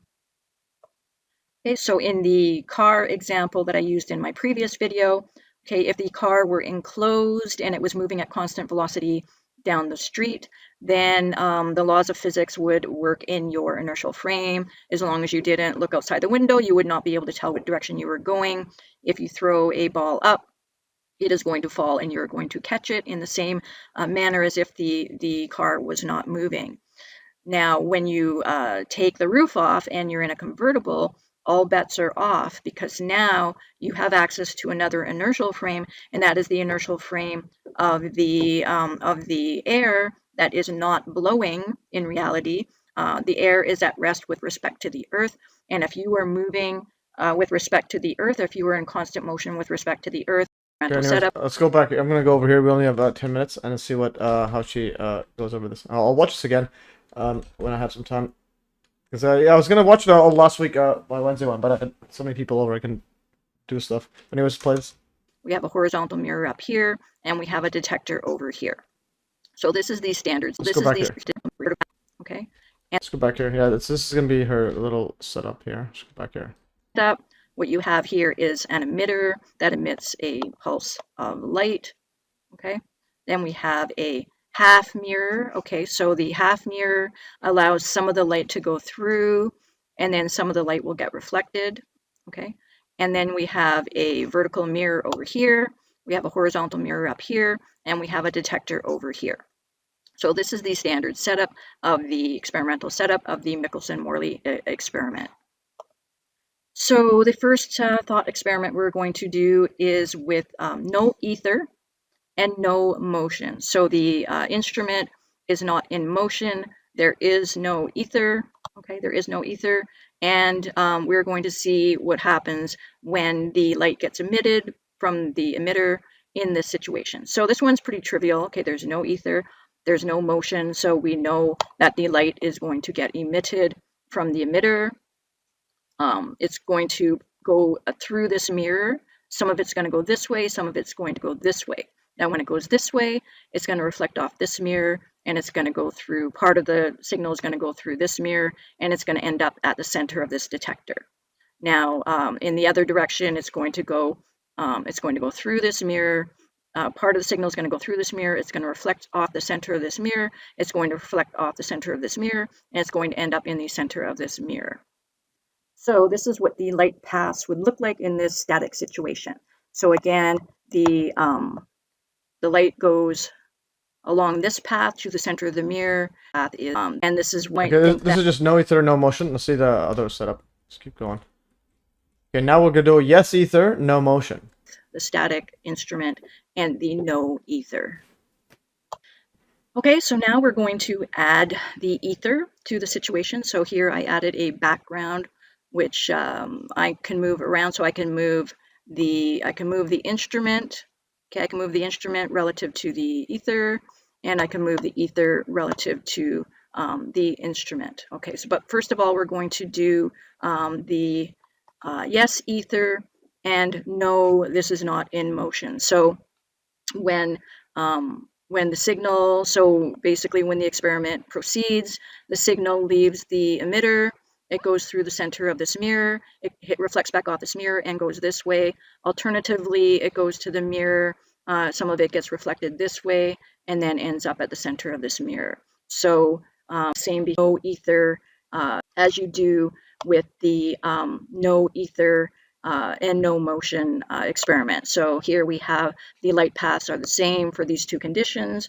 So, and this is what we observe. We observe the... That's basically no ether and yes ether. It's the same if there's no motion. The light going from here to the middle of this mirror, to the middle of this mirror, etc. And this is what I was thinking, like, oh, where's this ether wind coming from? Like, what are they? This is what we observe with the Michelson-Morley experiment, okay? So we can't tell the difference in this experiment of whether there's an ether or whether there's no ether, okay? So we can't rule out ether. We can't rule in ether as well.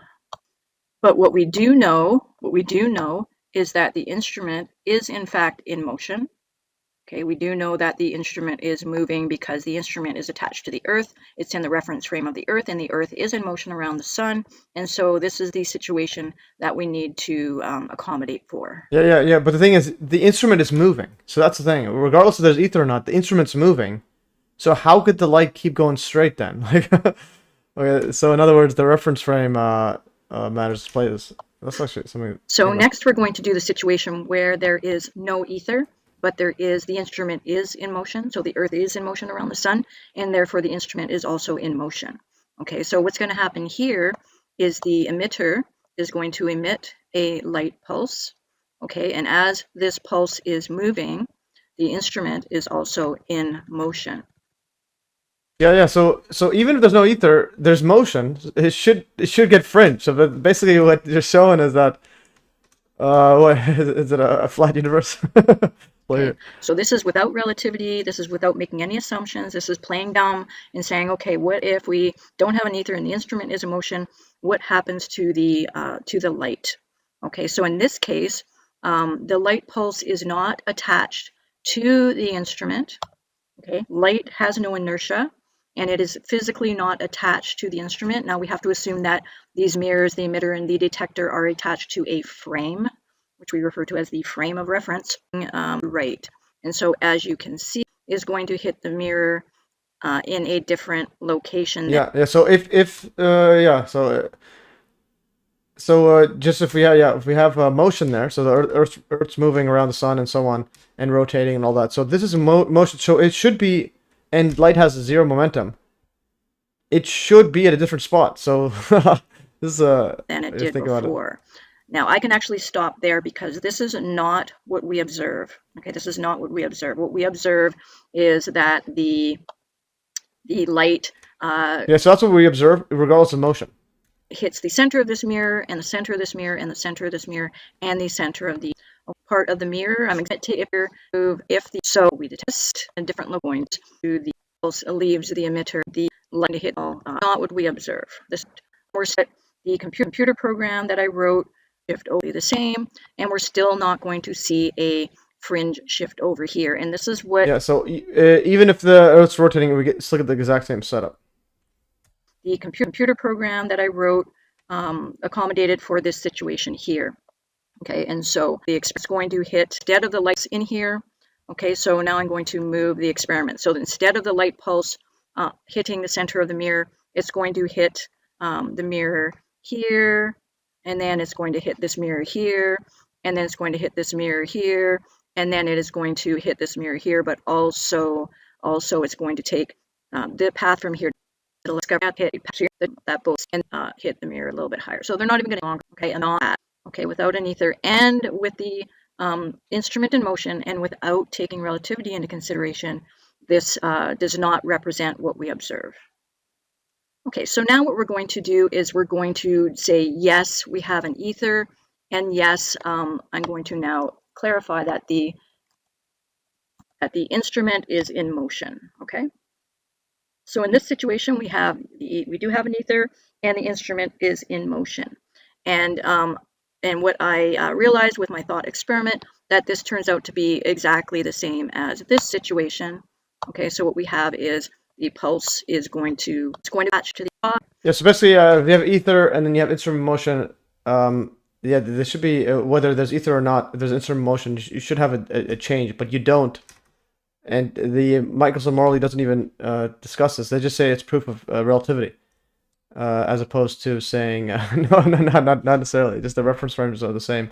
So yeah, that's something I need to wrap my head around. It's pretty fascinating. And then this is going to hit. The instrument is detached from the experiment. Have a static ether separate from the moving instrument. Okay.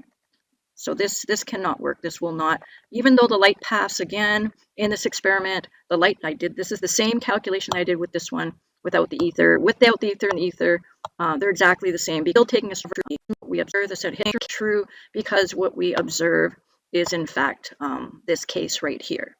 Okay, what we observe is the instrument. Yeah, so the no ether, no motion is the same as is literally the exact same thing happening with ether.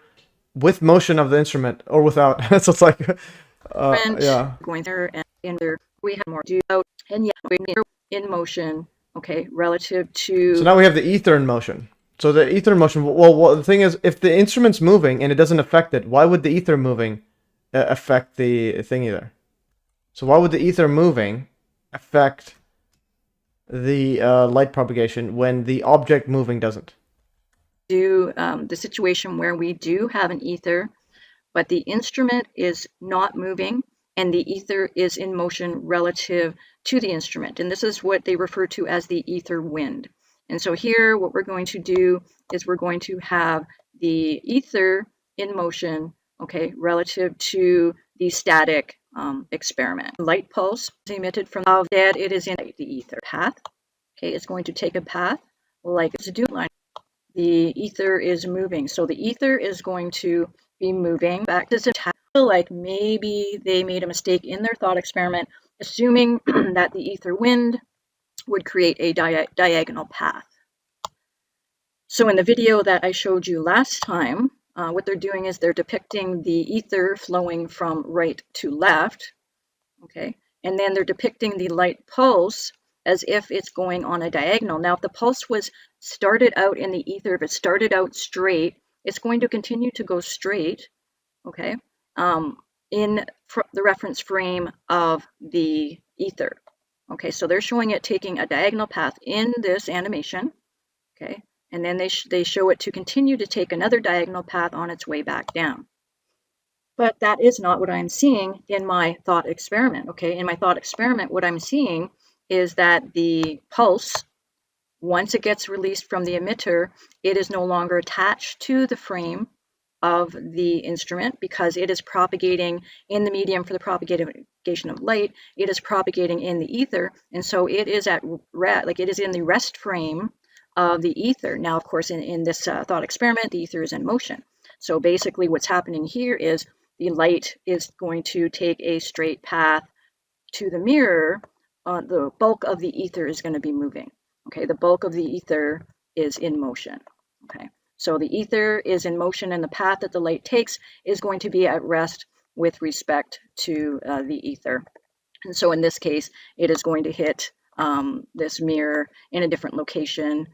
It is going to hit here, and then it's going to hit this mirror in a different location, and then it's going to hit this mirror in a different location. And this is going to be identical to what happened before. So the static ether moving instrument in my thought experiment, okay, is going to look the same. It's going to be the same and measure the same as the static instrument with a moving ether. Yeah, so that's another part. Yeah, so basically, static instrument moving ether is exactly the same as static ether a moving instrument. So it's like you can't have one or the other. You can't just pick which one you want. So in other words, if you're saying there's no ether wind or ether wind doesn't affect how the measurements are, well, what about the motion of the instruments? How come they don't affect? So in other words, your answer has to combine both of them. Okay, so these two are going to quantify the light pulse engine. This, and the only time this can happen if there is an ether is if the instrument is at rest with respect to the ether. Yeah, so that's another part. Instruments at rest with ether, and that's what I think is actually happening. It's just the instrument is relative in here. This entire scenario around it, the makeup of matter itself is creating a situation, possibly just vibration around everything, such that the ether is literally not changing relative to this instrument. So hence the light doesn't behave. It's as if it's in its own isolated situation, and that's just because of the presence of matter. That's my hypothesis. Okay, so if the ether is moving, the instrument must be moving, and if the instrument is moving, the ether must be moving. And that can happen actually two ways. So historically, they talked about ether drag, where they talked about the Earth dragging the ether, and I'm not sure that one is correct. Truthfully, it makes more sense to me that the ether is in motion and the instrument is in motion. So if the ether is in motion, then the Earth is in motion. In other words, the Earth isn't dragging the ether is moving. Sorry, the Earth is moving with the ether. The ether is that's something what I think is right. So the Earth is moving with the ether. Is moving the Earth. So the Earth isn't. In other words, the ether is moving the Earth. Dragging the ether. The ether is moving the Earth. Okay, and this leads to, instead of a static ether, it leads to the idea of a dynamic ether. Now, if there was no ether, okay, then how can we explain that the light? How can we explain, because the instrument is in motion? The instrument is in motion. How can we explain that the light pulse hits the centers of all the mirrors? That's very difficult to explain. Yeah, that is true. Yeah.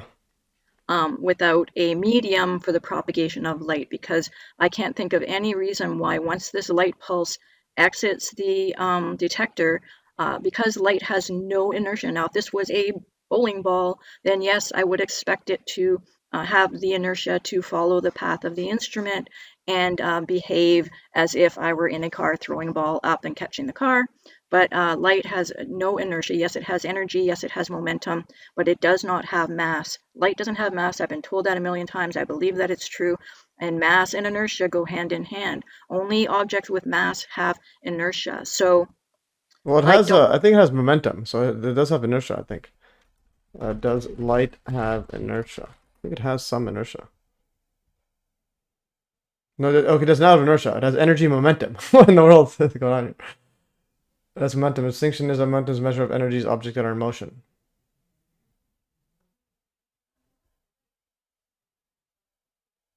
Well, its inertia changes with speed.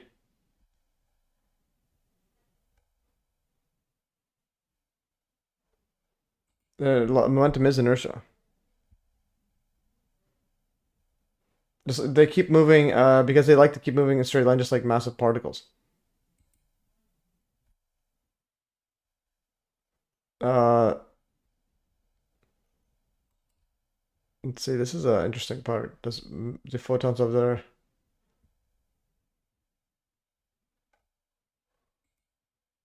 It's not, but it does possess momentum and energy, allowing to exhibit behavior consistent with inertia.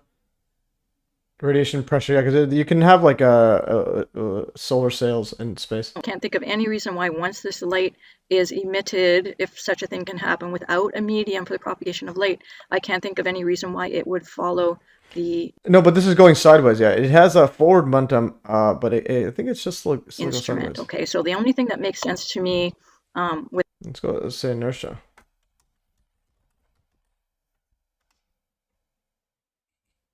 Let's go to momentum.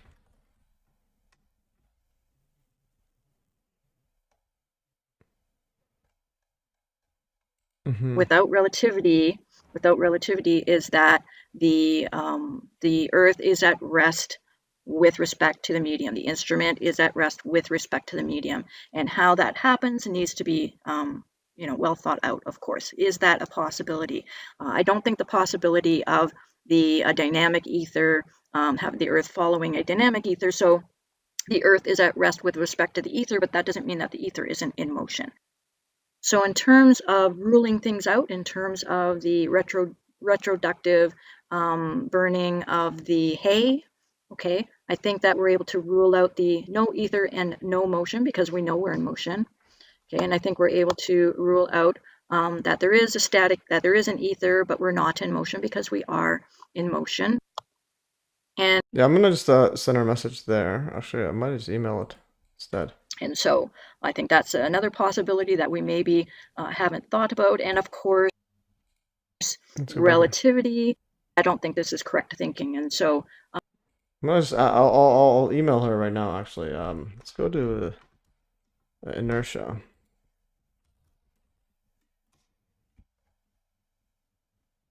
Okay.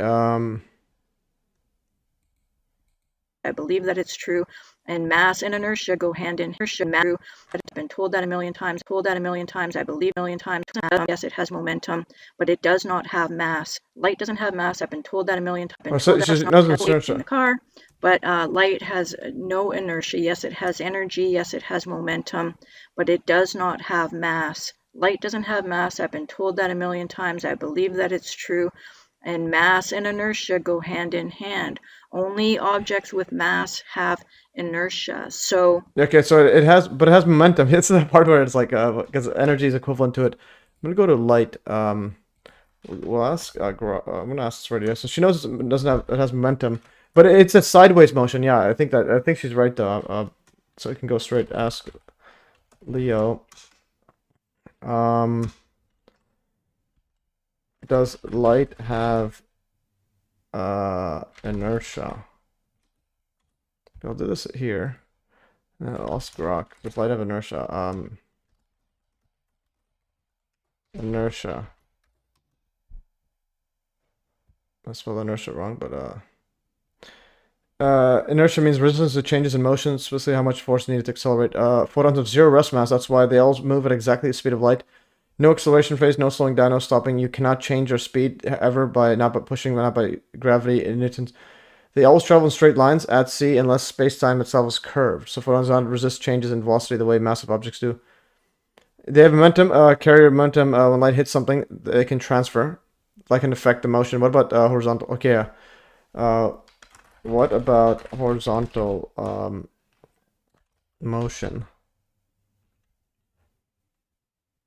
So if light goes straight while Earth is rotating,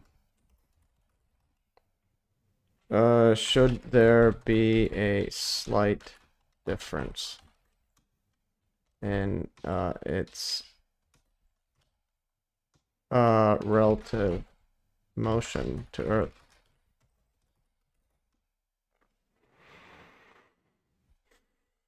No, constant velocity, yeah, but then I want to say the thingy there.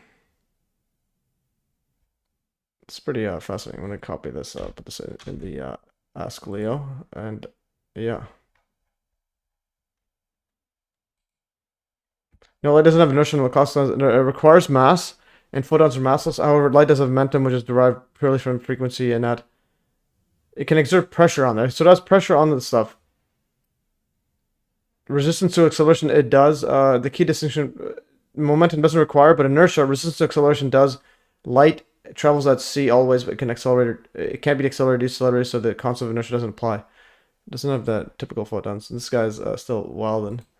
All right.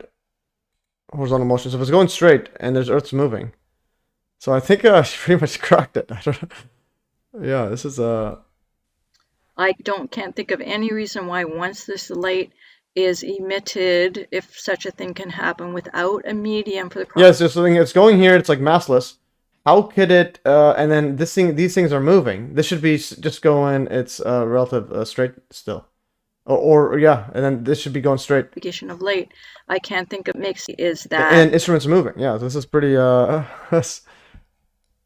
Let's see what it says here. In the context of your previous question about light inertia, this follow-up touches an interesting aspect of special relativity, non-inertial reference frames like the rotating Earth.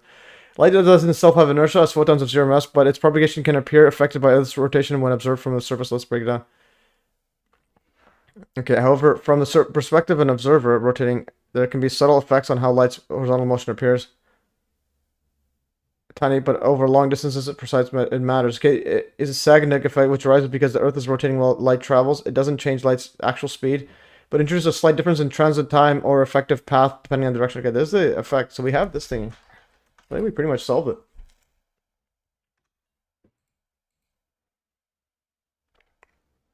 it. Sag interferometer that listed about rotation. So this is a beam of light is split, and two beams are made to follow this path in opposite direction. On the return, the point of entry that are allowed to exit the ring and undergo interference, and thus position of the interference are shifted according to the angular velocity of the apparatus. Okay, so it does affect by the angular velocity. In other words, when the interferometer is at rest with respect to a non-rotating frame, the light takes the same amount of time to traverse the ring. However, when the interferometer is spun, one beam of light has a longer path to travel than the other in order to attempt to complete one circle of the mechanical frame, and so it takes longer, resulting in a phase difference between. So we solved it. Yeah. So this is pretty much there's no way around it. I'm archiving this thingy. That's pretty much it for me. Fractal Woman, yeah, does a great job on that. I'll send her a message here. Sag-Nag effect. Yeah. George Science set up this experiment in 19 to attempt to prove the existence of ether that Einstein's theory of relativity makes superfluous. A given amount of gyroscope remains pointing in the same direction after spinning up, thus can be used as a rotational reference for initial. Anyways, it's pretty. And he uses to prove the ether. Alright, so we're. Alrighty. Okay, that's pretty. This does not contradict special relativity and above explanation by speed of light is not affected by accelerations. Or only relative rotating coordinates are used, whereas if it is described from the viewpoint of external inertial coordinate frame, the speed of light remains constant.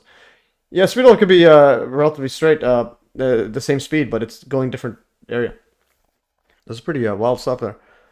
I'm gonna ask her Sag-Nag effect. I'll say I'm gonna send this to a message. Okay, Roy. I'm gonna this guy's insane. Anyways, I'm gonna send a message to Lord Fractal. Send a quick message. Send Morley.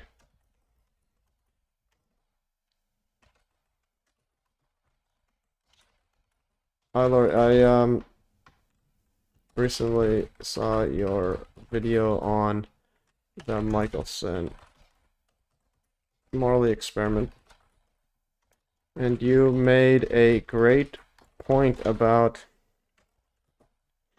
the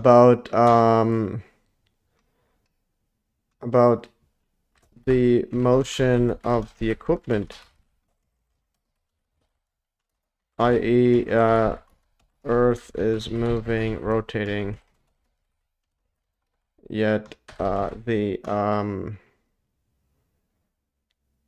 interference, yet the light travel distance is the same. Yeah, yet the light travel distance is the same. Yeah, actually, but this one is supposed to be the same as well. This that rest with the light takes the same amount of time to traverse the ring in either direction. However, when the interference is spun, one beam is a longer path. Yeah, this is interesting. Yet is or should be the same. I asked Grok AI and they pointed to the sag neck effect, which I think shows a slight difference. Please have a look and let me know your thoughts on it. Yeah, there's cheers. I'm just gonna say that's all. Anyways, that's the email, and just so get her thoughts because she's an expert in this, and this guy's wild in there. That's her Connie.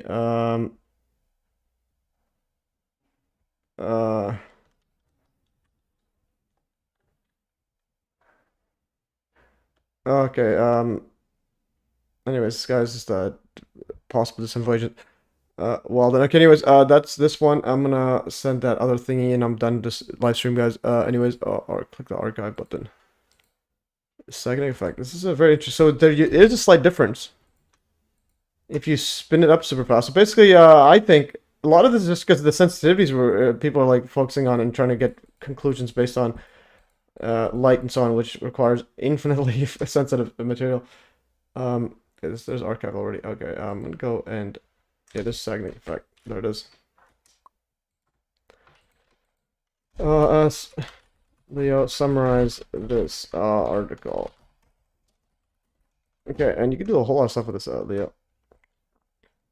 Alrighty, anyways, that is all. I think I asked this guy a question. What about horizontal motion? Does experience relative motion due to Earth's rotation, but the effect is tiny and frame dependent when light travels east-west. Okay, creating a Coriolis-like measurement. Okay, this is a cool thingy. Oh, there's and then this is like ring laser gyroscope sagging effect while circulating light beams detect Earth's rotation. For example, scenarios light is so fast that Earth's rotation is negligible, but technically, yes. Okay, there is a motion difference. So there is a motion difference. So if there is a motion difference, well, if there's a motion difference, then you're gonna need something. You're gonna basically need to, yeah. So there's a motion difference. This is just fascinating stuff. Okay, this is fascinating stuff there. Okay, and yeah, that's pretty cool. Anyways, guys, that's all for today. Thanks for watching, and yeah, we went overtime on this. Anyways, I'm gonna go right here. Thanks for watching. Let me know if you have anything. The cross dielectric. Sir John Hutchison. Yeah, definitely. Thanks for watching, and have a great day. And yeah, next time we'll cover what other stuff I come across. This is possible spam monitor. All right, that's it. Nobody else commented. Anyways, guys, I'm ending the stream in 3, 2, 1, end.